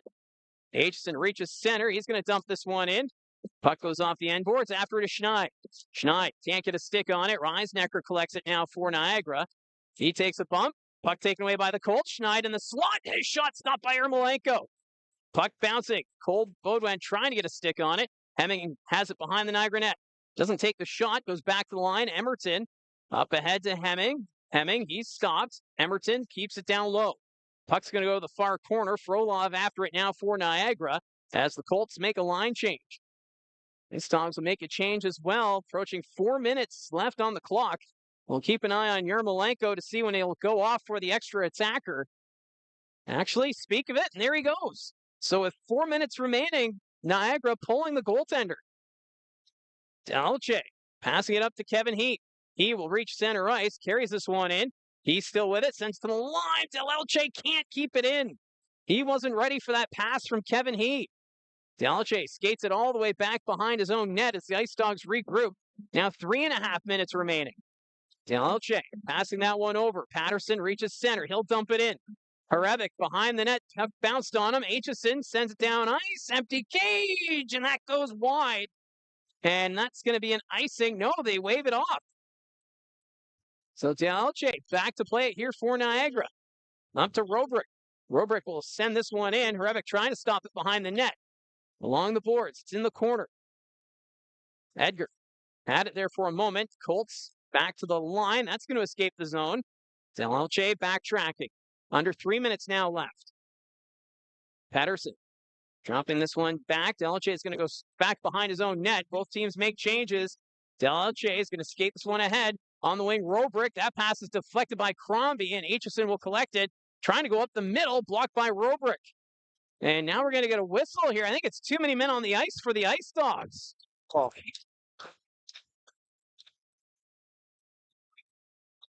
So I think we're getting a too many men on the ice penalty against Niagara. So not ideal if you're an Ice Dogs fan here. Well, that's a really bad penalty to take. 2:40 to go in this game, and you're down by 2. And I mean, the Ice Dogs had the puck in the zone. And no need to rush a change there, and they end up with 7 players out on the ice. Notice Evan Passmore back on the bench. He's been kind of jumping around and sitting behind Barrie Colts players. Don't know if he's 100%, but he is back on the bench. So this Barrie Colts power play brought to you by Frontline Hockey Apparel. You can find them at frontlinehockeyapparel.com. This is power play number 5 for the Barrie Colts tonight. Already 1 for 4 on the man advantage. And not a timely penalty here for the Ice Dogs, who are trying to get back into this hockey game. So a chance for the Colts to put this one away. Kevin He already has a shorthanded goal tonight. He's going to skate this one up. Kevin He on the wing. He's going to go around the Colts net, stays with it. He back at the point. He'll pass this one over to Reisnecker. Reisnecker down low, takes it behind the Colts net. He'll do a wraparound, back to the point. Spencer sends it to the near side. That's taken away by the Colts. Kayshawn Aitchison will skate it up. Aitchison taken into the boards there. Puck picked up by Reisnecker behind his own net. That doesn't escape the zone as it's picked up by Hemming. Emil Hemming kicks it to the corner. He'll hit the brakes. Back to the line. Picked up by Beaudoin. At the line, Emerton. Back to Beaudoin. Beaudoin near side. Aitchison trying that one-timer, but that's blocked by Spencer. Now the Ice Dogs will clear it down the ice. 1:43 left to go in the hockey game. Colts on the power play for another minute. There's a turnover there as Emerton nearly gave it up to Ryan Smith. Smith sends it back to the point. Delche takes the shot, stopped by Horebic, and he'll pounce on that one. As Niagara showing that desperation as the clock becoming a factor. Still fighting right now. There's only 4 players on the ice. They're doing a good job working the puck around, trying to create some opportunities here. But like you mentioned, time ticking down. Only 1:27 to go. Still 50 seconds where they'll be playing a man short. So face off to the right of Horebic. 48 seconds left on this power play for the Barrie Colts. So the big draw here is it's won by Niagara. There's a shot. That's a short-handed goal for the Niagara IceDogs, and now they're within 1. Big one there for Niagara, getting a short-handed goal. Second short-handed goal of the night, shifting the momentum heavily in favor of the IceDogs here. And they've got a shot, 1:24 to go here.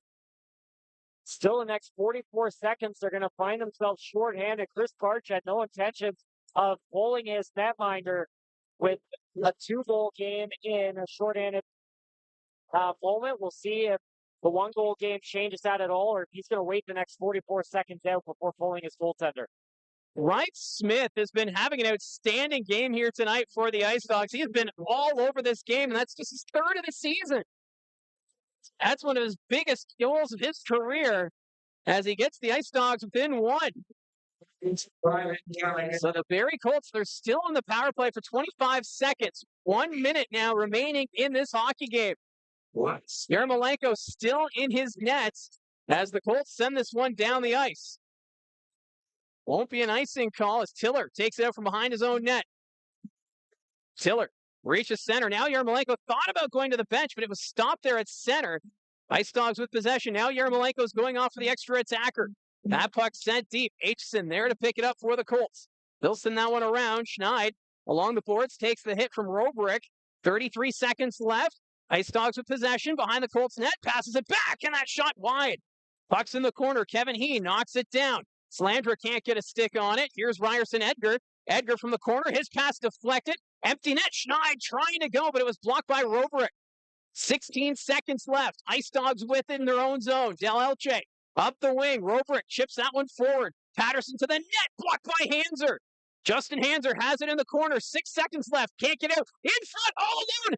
Horebic is down. The puck's knocked to the corner. And the Barrie Colts will survive this one. as Niagara came back within one, but Ben Horebic makes the late save, and the Ice Dogs fall short, and their losing streak now stands at 7 games. Well, what a finish there, and the Barrie Colts defense coming up huge. Justin Hanser blocking off a pass to the net with Ryerson Edgar alone out front. Hanser was able to knock that down, get it to the corner, and then the Colts kind of left Edgar alone out front. He had a big opportunity there. Couldn't pull the trigger. The puck came loose to the side, and it was William Schneid able to knock that one to the corner to finish the game off for the Barrie Colts. I mean, Justin Hanser and William Schneid, the two of the more depth players for this Barrie Colts team, getting the job done there at the end of the game to pick up another huge 2 points for the Barrie Colts. Now, I don't know how Dylan Smoskowitz is going to feel about this one, because the Niagara IceDogs, they got within 1 goal with a short-handed goal from Rife Smith. And give credit to Niagara, outshooting the Barrie Colts heavily. Your final shot total, 39-21. So the IceDogs in that third period gave Barrie everything they could handle. And for the Colts, the undisciplined play almost burned them here again tonight. Yeah, no doubt. I mean, usually you hear you gave up no even strength goals. You think that's a good thing, but tonight the Barrie Colts 2 shorthanded goals against. That's not something you really want to do, especially late in the game. You're up by 2. You gave the IceDogs a shot late in this game, and they were inches away from making you pay for that.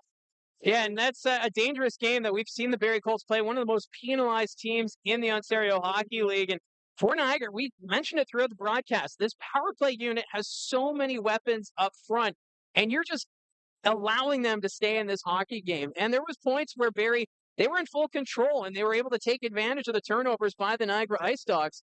But they kept letting Niagara get back in the game. Look at that one, the mistake, the 7 players on the ice for too many men on the ice. At that point, it looked like this game was done. Yeah, it felt like the Barrie Colts kept shooting themselves in the foot at some points, and then the IceDogs would come back and be given a big opportunity, and they'd shoot themselves in the foot even more. I mean, like, how do you end up with 7 players on the ice in that situation? They weren't even in the middle of making a change. There was 1 player going off the ice, and they found a way to somehow mess that one up. And then Noah Reed, he's mad about a hit, so he goes and he's just face washing Emil Hemming into the bench. Sure, Niagara gets a short-handed goal off that, but then they give up a power play goal. It's another goal against her. There were so many moments in this game that the Niagara IceDogs themselves could have prevented happening to them, and just bad mistakes from the IceDogs tonight. But you also have to look at the way the Barrie Colts played here. As we mentioned, 3 games in 4 nights, all on the road. They now extend their winning streak to 4 games. This was a big game here in the Central Division standings. It was a 4-point game here.